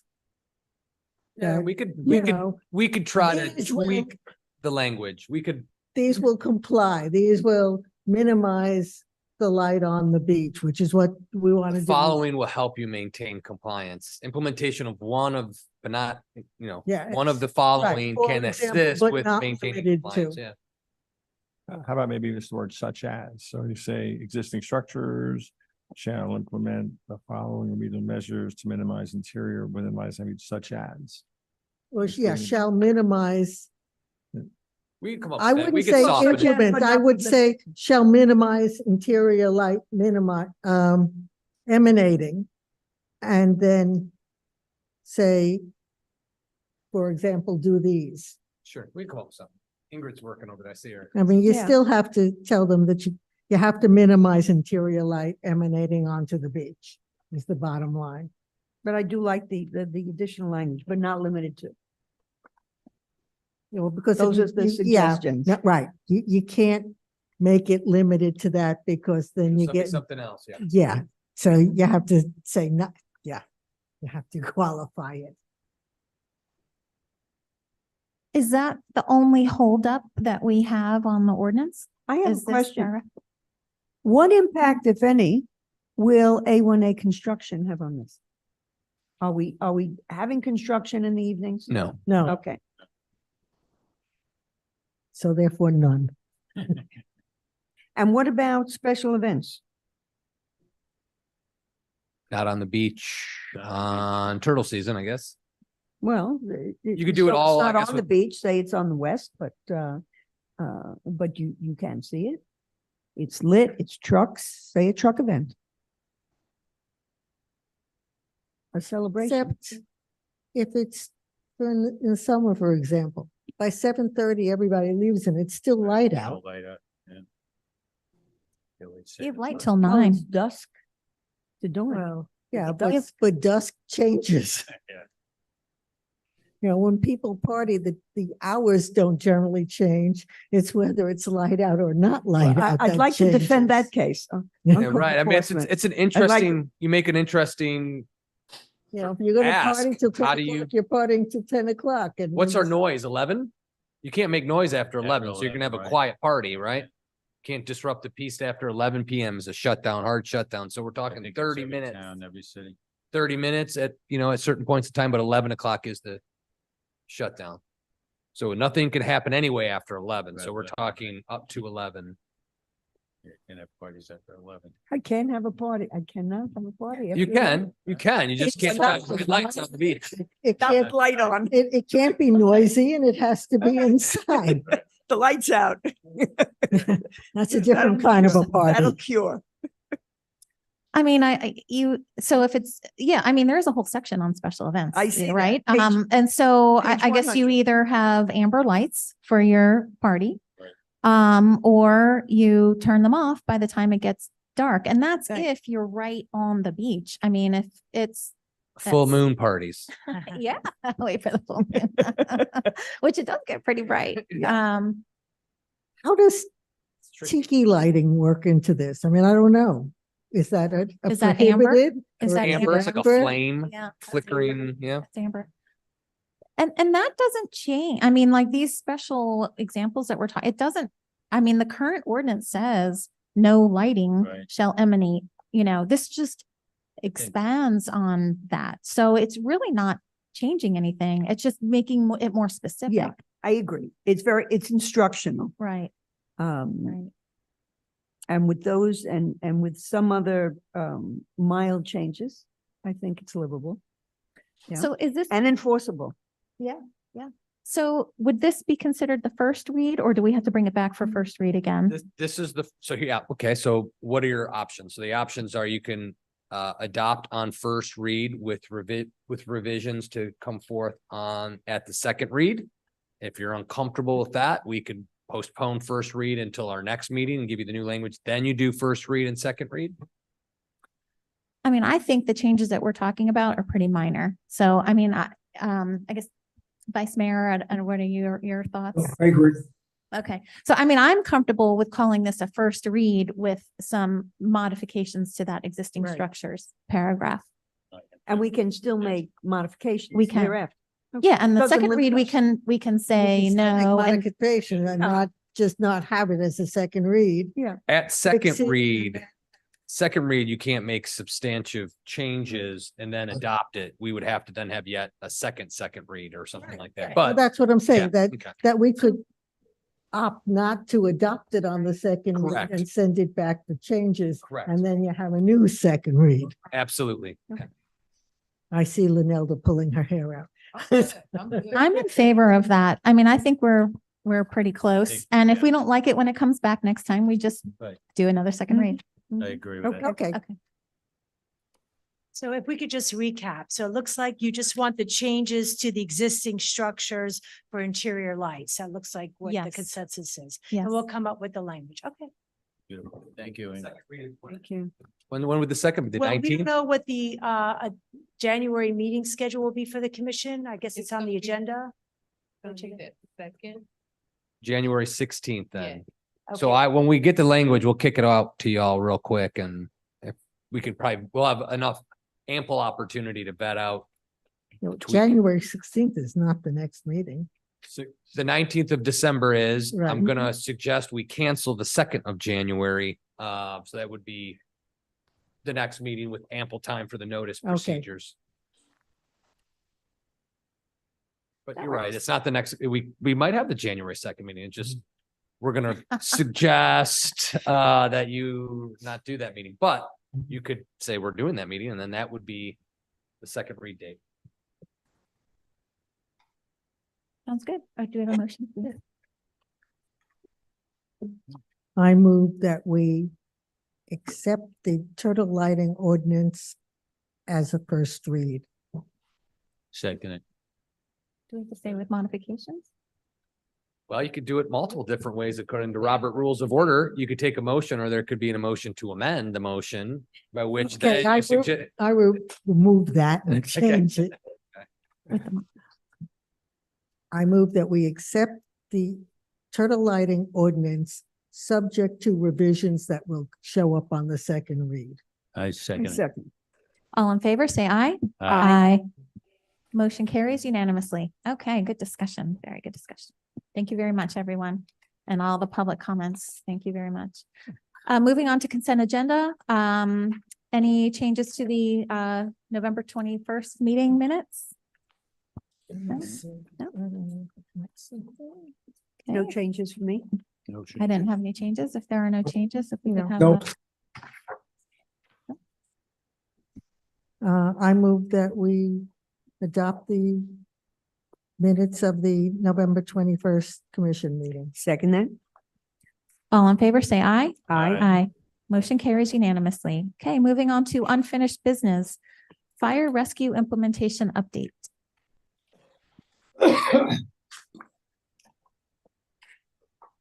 Mayor, Vice Mayor, Commissioners, we have a quick update for you.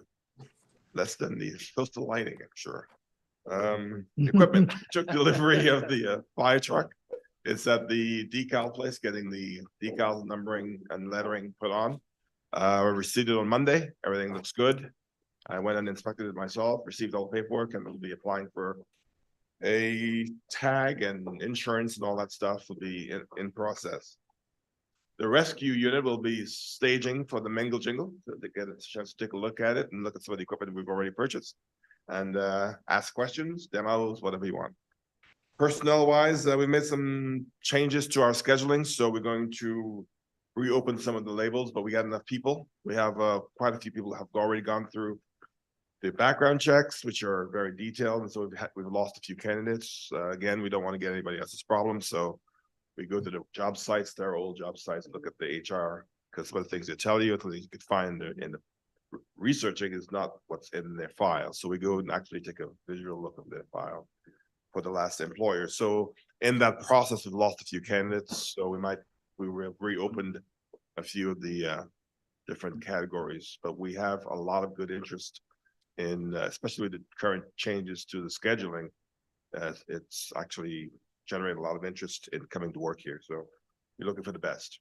So it takes a little bit of time to work that through. We're interviewing firefighter paramedics, the additional ones I told you about 2 to 3 weeks ago. We'll be interviewing those candidates tomorrow and Friday. And I think we'll have enough to meet our quota after the backgrounds again, because we're interviewing 6. We anticipate of only hiring 2 or maybe 3. So if we have to lose a few, we have enough people in the list to make that happen. Construction wise, you see a lot of changes out front. Stock goes up for the most part. Roof, air conditioning units are in place. They're doing inspections internally. We're doing drywall on the inside and the second floor. By the end of this week, should be painting on the outside, painting, and we've chosen colors and we expect to have interior and exterior painting done in about 2 to 3 weeks. And we'll have the station completely dried out in about 2 to 3 weeks. So there'll be an infill station, doors, windows. There'll be no moisture going in and out. Temporary power is being attached with the permanent power coming in a few weeks. So barring any delays from the holidays, we should have pretty much the fire station buttoned up by the end of December. Are you ahead of schedule? We are a little bit ahead of schedule, but I want to Yeah. keep fingers crossed. We're a little bit about 2 to maybe 3 weeks ahead of schedule. And- And so we want to make sure we maintain that momentum. Okay. And what is the color selection? Has that been made? So, yes, we all wanted white, so we're going with white. I think the Sherwin-Williams color is Snow White. I would White say, snow. what? White snow. White snow? Yeah. Snow White, white snow. Okay, I was gonna Sounds try to better. make a joke out of it, but you Okay. changed the language around, but, that and then, the trim being in the beige match to the tower, that we have. So Pat's getting us the color code from the tower. So all our trim paint will match the tower. So there's some tying it to a high point, and then it'll be the white that the commission wanted. And then the retaining wall around the steps will also be a beige to accent that. And We're it- doing a little tweaks on the font, the final font selected for ladder truck. So it ties into the font that's on the logo. This is, kind of boring, but why would we go with a different font from the logo to what we write on the building? We're kind of tying that down now, a couple of little tweaks, but yes, we're going to that white context with the beige, the very trim line beige, and then the knee wall around. So Very nice. And the roof, is it the same color as? it's the same as color as the- these roofs. Yeah, Okay. yeah. Yeah, so the font, they suggested was the Arial, and we have our font of town is Creole regular. So we've made them change the font to be consistent with the rest of the decor of the town. Yeah, so everything you'll see with the same, it's hard to see it, but you'll notice it. It You'll looks notice the good. The difference. details are the success. I know all my departments hear me yell about that all the time.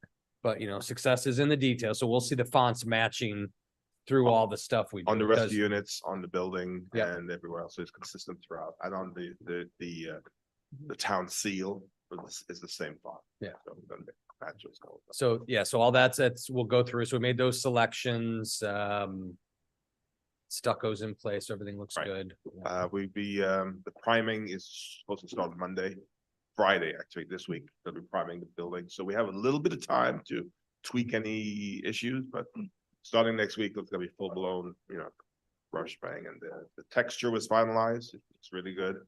You haven't had a chance to take a look at it. They Put will stucco- tomorrow at the top off event, Yeah. 12:30. Yeah, so you'll have a chance to take a look at it and put hands on, and feel it, make sure it's there.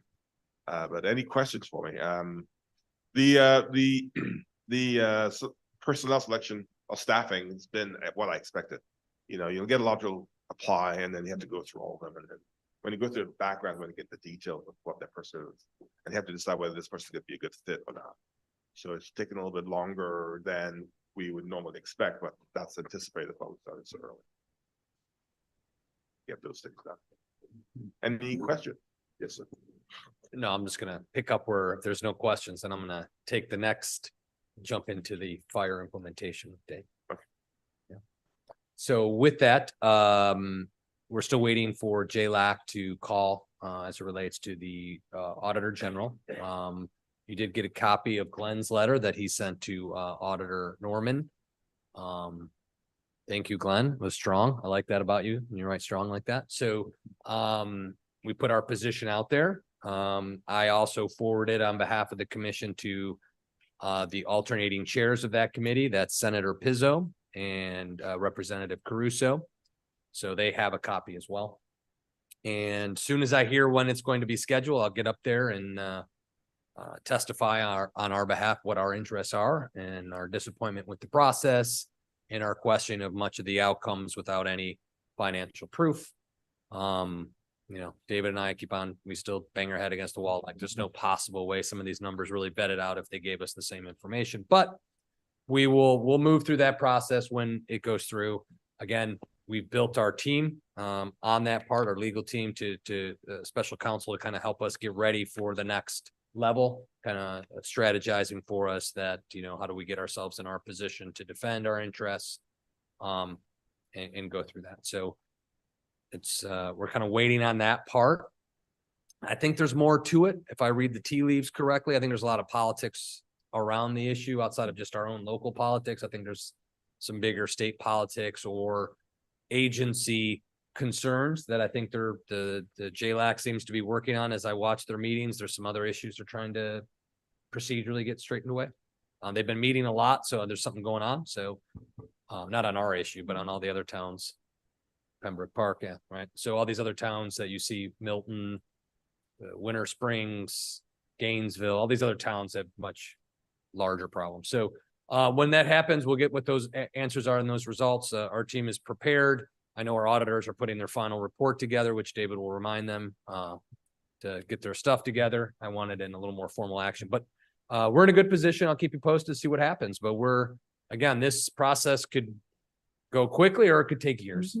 It's just one of those things. But we are prepared. I'm comfortable. Again, we'll just follow the process and the procedures are in place. We've done our homework. I've got bright students, so we're in good position to succeed. So we will continue to do that. Now, the other part of it, David and I are working on crunching some of the numbers. I see Dr. Greenwald giving me a look right now. Yes, Thursday we'll take some further dives into the numbers, but from what David showed me, speaking with Chief and his assistant Matt, kind of working through the numbers, changing to the 2472 is a marketplace driven decision we need to make. Preliminary, again, I'm still somewhere around, $375,000, $400,000 to make that decision, which will, one, as Chief just alluded to, recruiting goes through the roof immediately. Immediately, we're getting twice as many candidates. They were already good. They're just getting better. All these other agencies around us have done it. 2 more are pending. It's just happening. As an administrator, it bothers me, but hey, that's just how it goes. That's just sometimes how the cookie crumbles. But we're moving in this direction. For us, it's not as bad as I couldn't imagine Boynton, what they have to afford to do this, what Delray is going to have to bite down on, and with the cost to implement their 2472s, what Riviera Beach has got to do. If Green Acres moves to it, I guess they're just one. They actually need 2 stations, but those towns, that's a bigger thing. David's doing a cost benefit analysis, which we've looked at, which still running way better than Delray. And then if the other option to us is the county, we're well ahead of that. And we're, again, what we said is the best services for our community. So we can offer the best specialized community focused services, and we're still doing it at a significant savings than any other alternative we have. So we are still coming out ahead. We're rolling out the final numbers. Again, I've worked with the chief and his team to dial back some of the other conservative estimates David had in there that I couldn't figure out what constituted. So, again, just think $400,000. I think it's okay because Delray's going to it. So if we were to stay with Delray, we're eating it. If we go to the county, triple the cost. So, we're in a good spot to protect our interest and move this way. Again, it only takes 4 individuals to do it. It's not like we have to add 8. It's just 4 in the way they rotate through that. So that is the additional cost is balanced against the reduction in overtime. So looks pretty good. I think it puts us in a good spot. Makes it a little bit easier to administrate without having Kelly days and all that stuff. So it was good. It was less than a 10% on, personnel type situation, less than 10% cost change to make it happen. Seemed very reasonable. And everybody's doing it. So talked to some other fire chiefs last week up at the legislative conference. It's a market-based decision. We're gonna face it. It's just gonna precipitate out. The county will be next, and I couldn't imagine the cost to do it at the county level. So that's kind of where we're at. But overall, we're on marks. We're hitting all of those budgetary conditions that were given to us, the mandates from the town. On schedule, high quality service, on budget. We're doing everything. So it's moving forward well. I'm very pleased. Seems to me that we're starting brand new. You don't start with old systems. If you're starting brand new, you want to get ahead of the game. And I'd rather not have to play catch up. So yeah, the chief's got the architect looking at it because I guess you can't share fridges. That was my joke. He thought I was being serious. He's like, well, if that's what we got to do. I was like, okay, we can squeeze another refrigerator in there. But, for us, like I said, I was talking with the chief of Palm Beach. I said, for us, it isn't that big and massive of a change, really. It really isn't that big. But I just, I was talking to him. I was like, you got 3 stations. You had a whole, that number 4 begots 12. You get a bigger like Delray, that's going to be at least 30 people. What does that cost with pension? That's, so those bigger towns are really, they're facing an uphill battle. But for us, it's relatively small. And some of the other chiefs that I spoke about with our model early on, said they always recommended to hire a couple extras. So I guess we're kind of hitting that mark early and we can have that recruitment ability. So.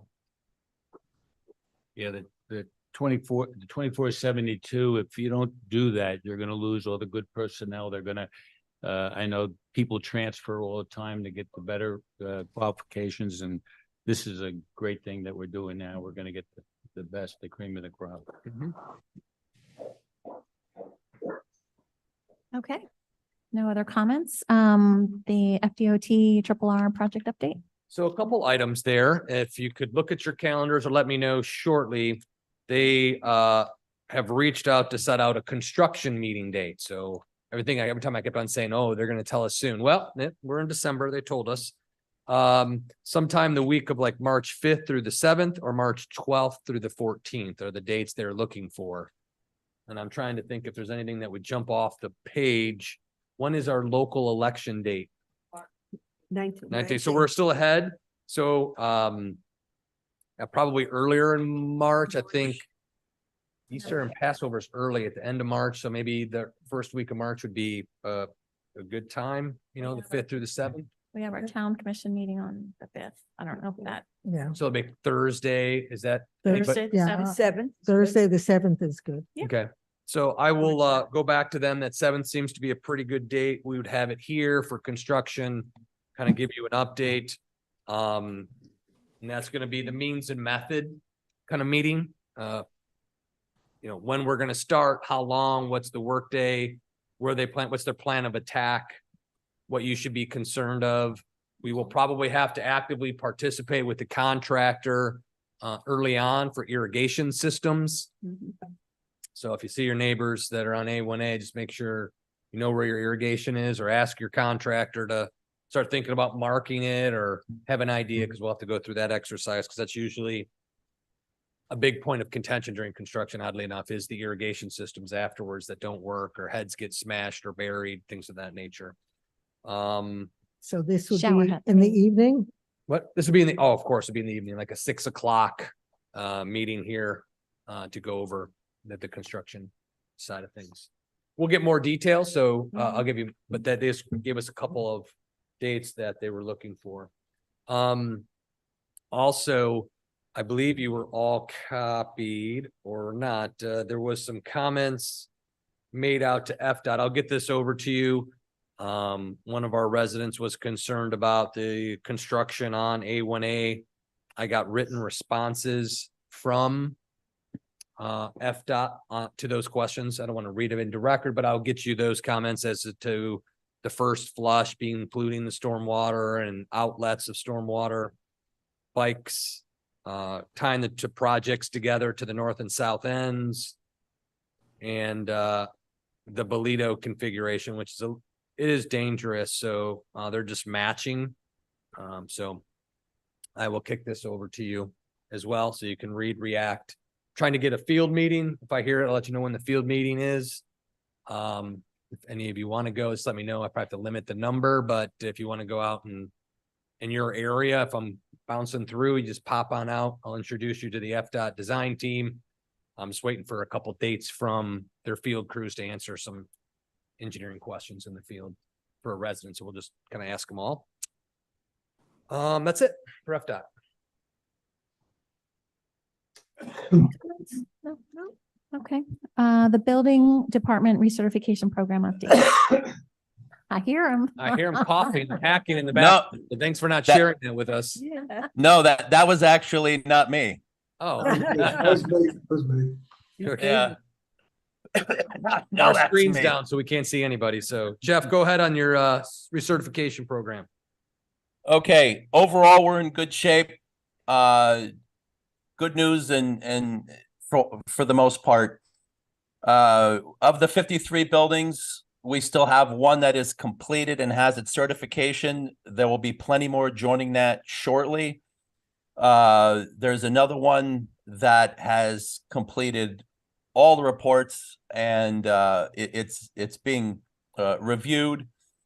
There are a few that are in progress that have some items missing, such as they did the structural but not the electrical, they did the electrical but not the structural, and so on. The big thing is that I have now 19 buildings to review because everyone, don't forget 16 wanted an extension. So of course they all came in around the same time. So now the holdup is actually me. I have to sit down and go through now the reports of 19 buildings, and I'm sure some of those are going to become completed. We have 4 that still haven't submitted anything. 2 of them are currently undergoing their restoration, but for some reason, we're still not getting the initial reports from them. And I don't know what the issue is, but since they're undergoing restoration, we're not overly concerned about it. There are 2, however, that asked for an extension and did miss their deadline. Both deadlines were over a month ago. So we will be moving forward with the code cases with those 2 buildings. We still have at this point 1 building that has an extension that won't expire till the end of this month. And other than that, 15 buildings, they're just not due yet. And that's it.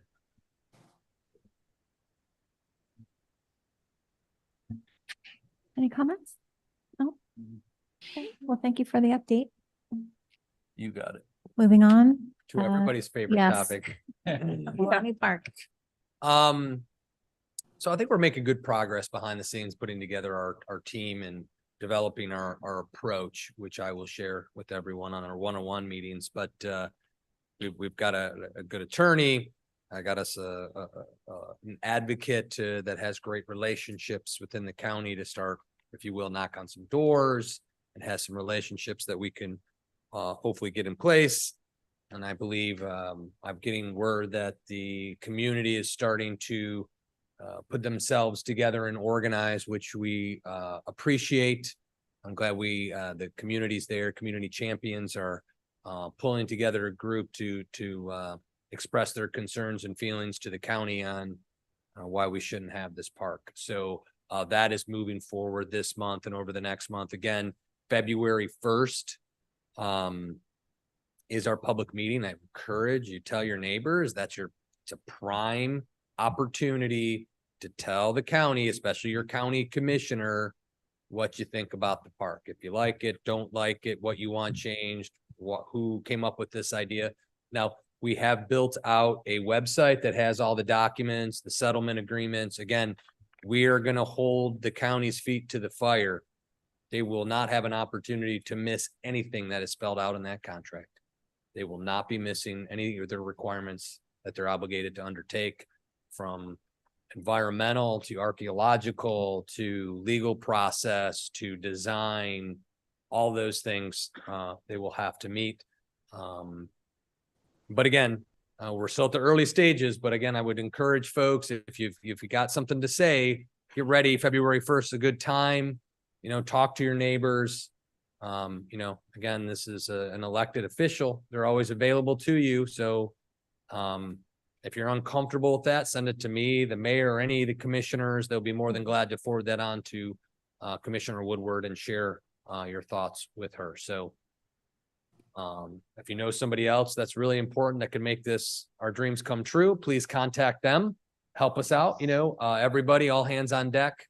And we will start working our position, and hopefully we'll get the county to understand that there's a better use of the resources. And we're not really looking for this. So there's opportunity for the county to come out ahead. Same with the commissioner, that, maybe these dollars could be better utilized to fill the $750 million budget gap they have currently for capital projects. I don't know why they would take on another big expensive capital project, but it's beyond me. There's opportunities there. So if you call the commissioner, you'll hear your neighbors, the meeting sometime in December amongst condo groups to start organizing. That's great. I think that's going to be a very effective means. The commission will take our legal administrative options. We're exploring those as a group to make sure nothing is missed and doing everything we can. But the energy of the public that spirit of the community, I think, has to be clearly expressed to the county. And I hope that community voice that let us know, or let me know when I was new, that the Ocean Walk was a bad idea will come out and let the county know that Milani Park isn't the best idea. So hopefully those same voices exist, and we all come together and move in this direction. Yeah, I mean, I definitely agree. In my discussion with you, as you were interviewing people to be our advocate, one of the first things they said was, is the county commissioner on your side? And they said how important it is that county commissioner support your perspective. And of course, here we do not have that.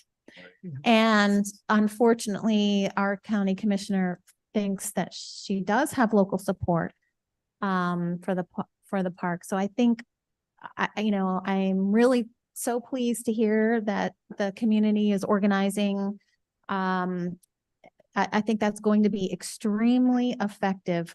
Marshall and I already told her she does not have local support. It's almost like she doesn't believe me or something. I don't know.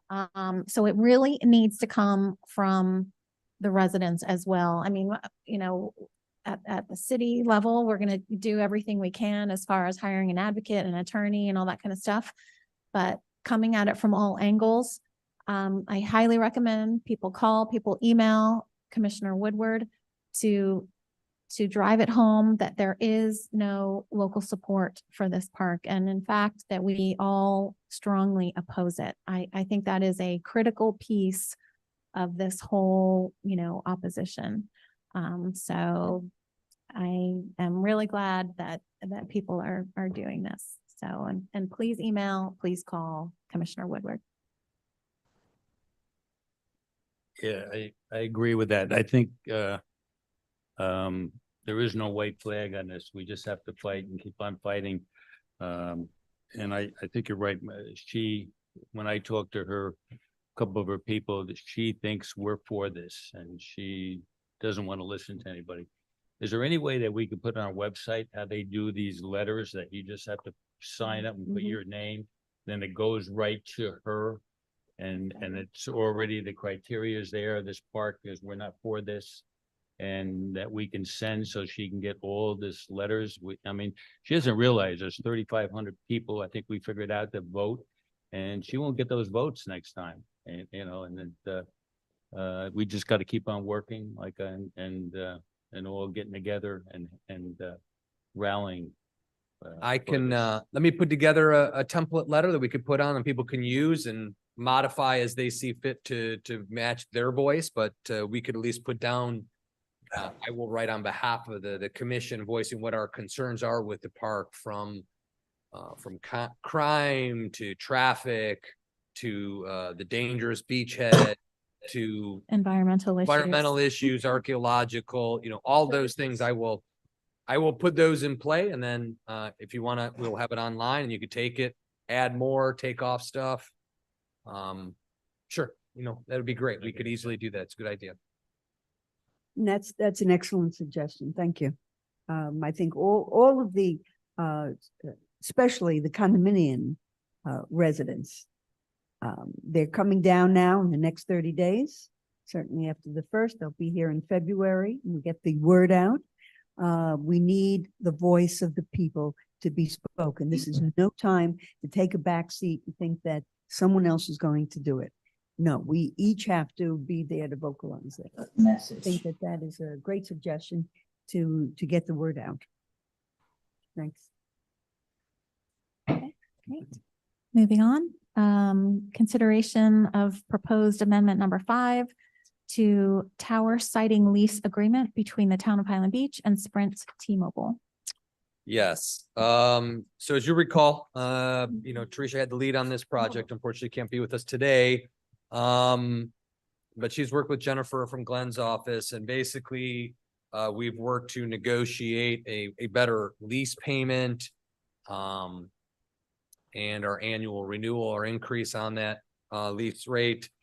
We wanted a more favorable termination to match kind of theirs. Their they're not there. They appear to not be willing, or their legal's not going to do it.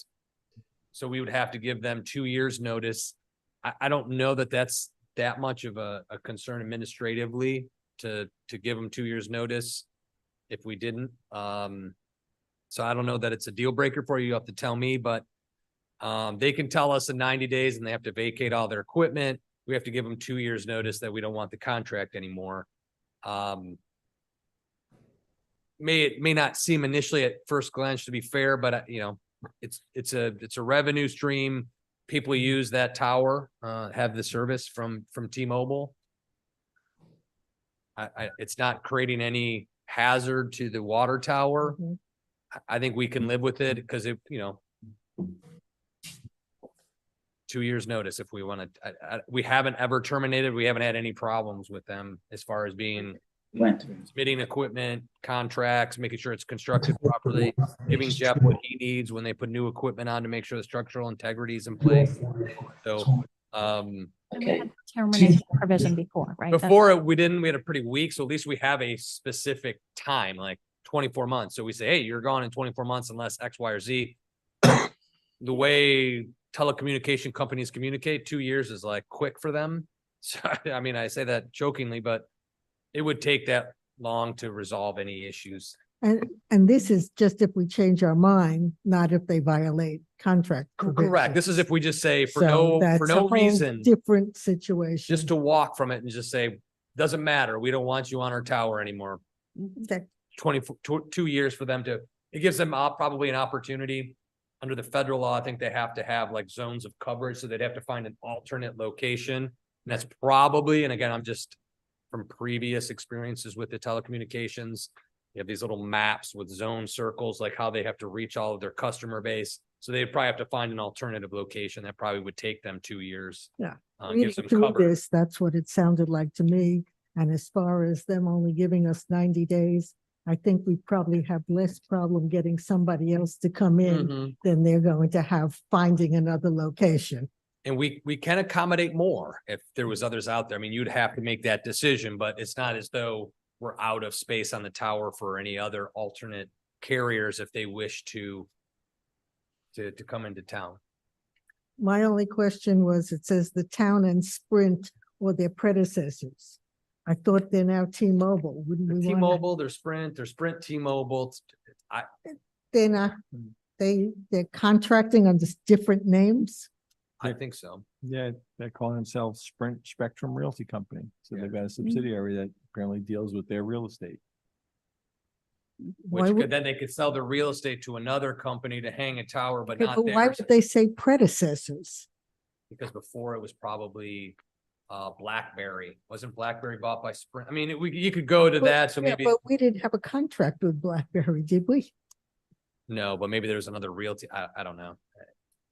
I'll have to leave it to the legal It minds. was, in the it was the room. predecessors word that got me a little bit. I could I see. don't know that that would be a deal breaker. Want to take that out? No, I get wouldn't that. make it a deal breaker, but I would have assumed from their perspective, they'd want it to be going forward, not going backwards. Yeah. What good does going backwards do them? Yeah, they're saying, I guess, somebody was Sprint before there was Sprint, I guess, although we've only had Sprint. Right. So Good catch, though. it just didn't make sense to me. So just for the public, in case you didn't read, it's 5-year renewal term. 4783.62 a month. That's about $1,000 more a month than currently, and then adjusts 3% on the 14th of each December moving forward thereafter. So that's the terms. 90 days for them, 2 years for us. All the other conditions stay the same. Yeah, and I think when we discussed this before, it was like hard to just like, what is the going rate? And I think Teresa went out and She called everybody to see what they're getting charged, and we're in a good spot compared to other communities. Some are less, very few are more. And it might be based on their location that gives them a better, maybe if they're a little more inland, maybe they get bigger reach, that kind of stuff. So it's hard to compare exactly. Well, but also there isn't a lot of great coverage out here. Mhm. That even when you're with a big company, you've got dead zones. And it's absolutely to their benefit to have something on this island. Mhm.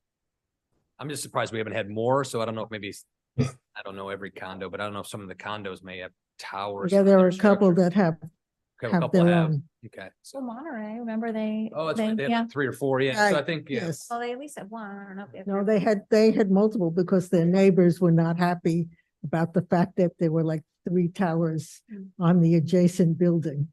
And we told them there was nothing we could do about that.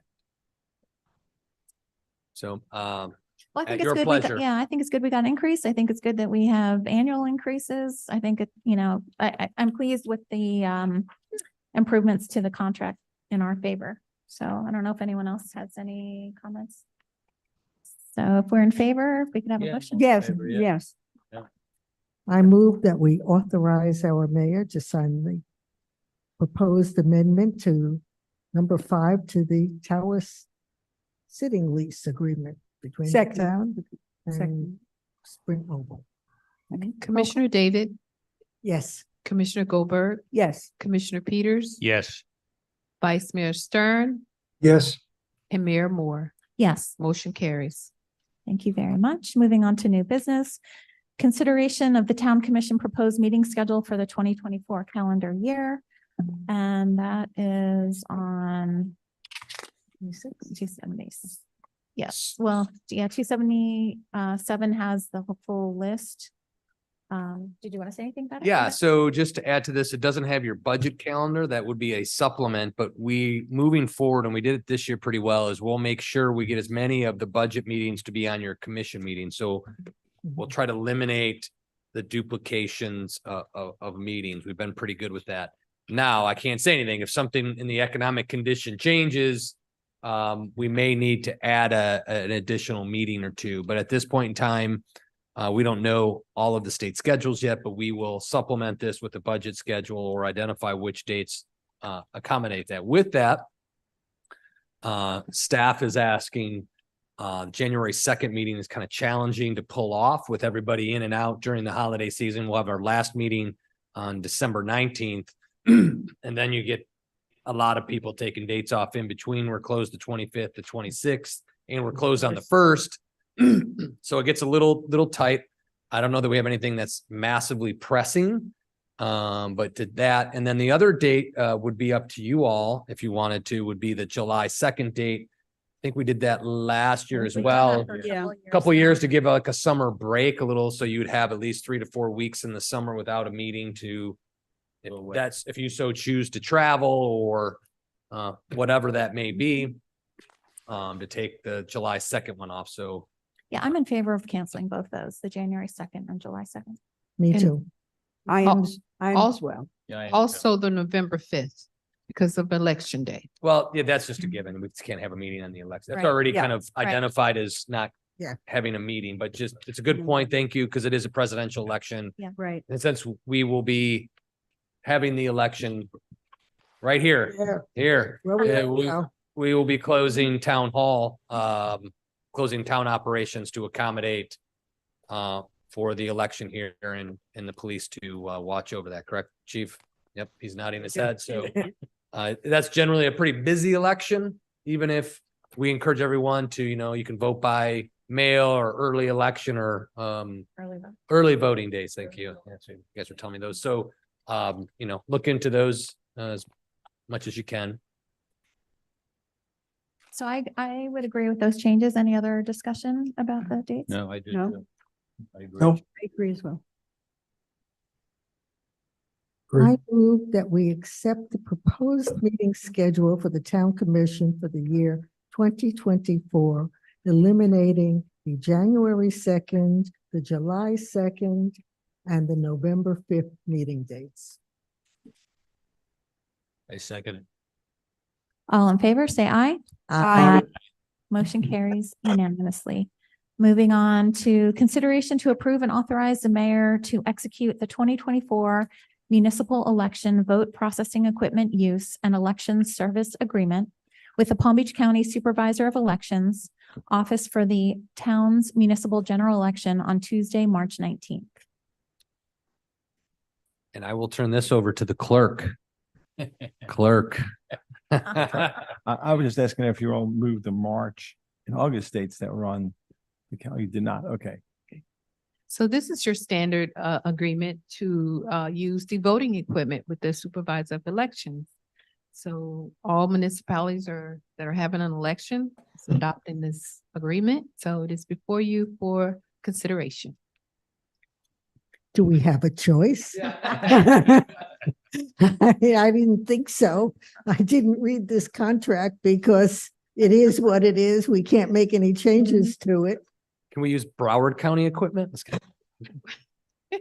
And the cost was pretty low, right? 10,000? Like I thought. Well, 10,000. it was estimated at 10, but it will be lower because we will be paying only for the vote by mail ballots, the printing.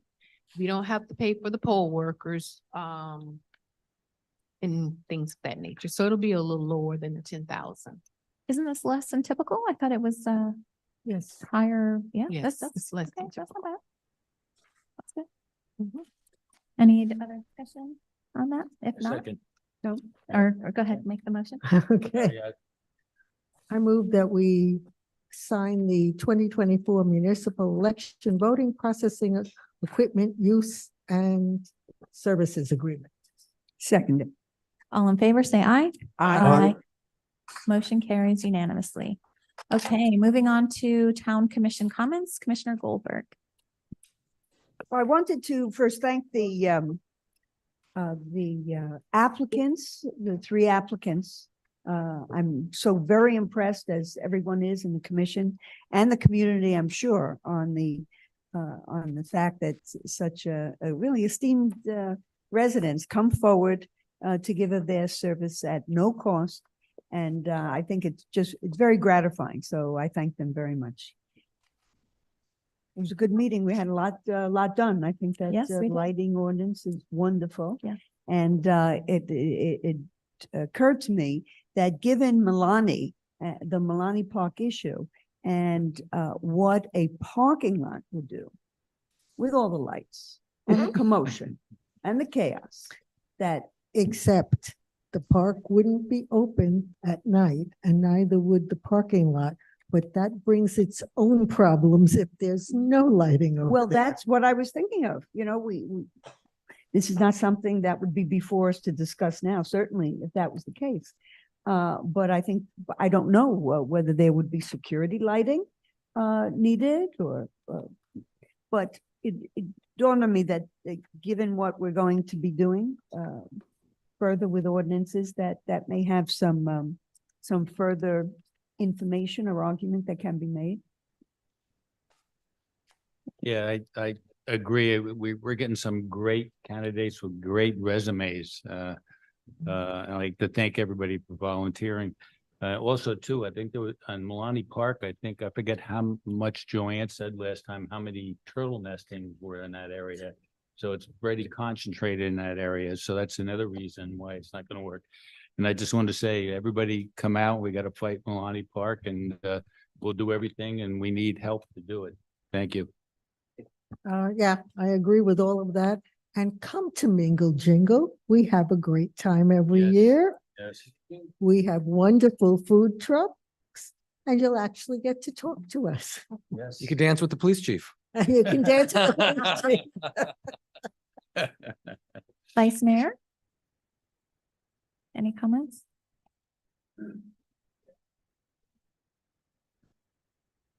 Okay, all right. I didn't have anything additional. Town Attorney?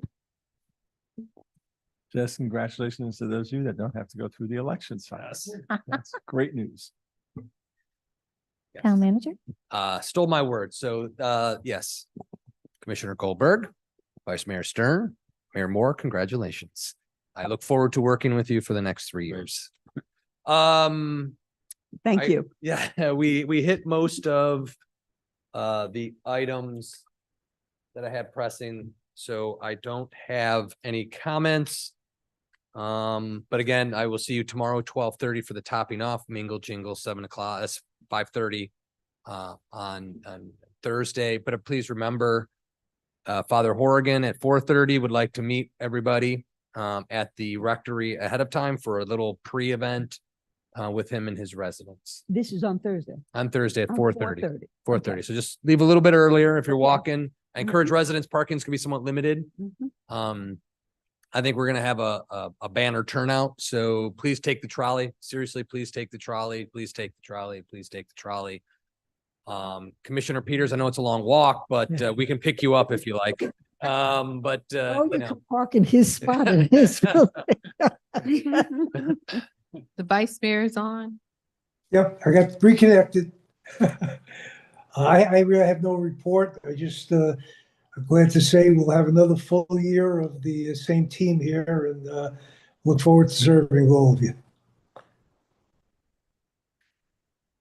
that's it. Thank you. What time does the trolley start? Trolley starts probably right around 5-ish. Expect it to be at the schedule that's posted. But again, I think it's gonna be, I think we'll see. My God, I'm so nervous. I'm thinking we might see upwards of 500 people. So Really? it's gonna be busy. Come meet the neighbors. You know, talk about Milani Park, be good. So it's a great opportunity, good holiday season. Again, you get to see the truck, go inside, take a look. So anybody with their kids, the kids love it. We'll turn the lights on, make it interesting. So thank you. All right. Well, with that, we'll adjourn. Thank you, everyone. Thank you. Oh, should we wear our, Sure. You sold my Our neighbor's shirts? house?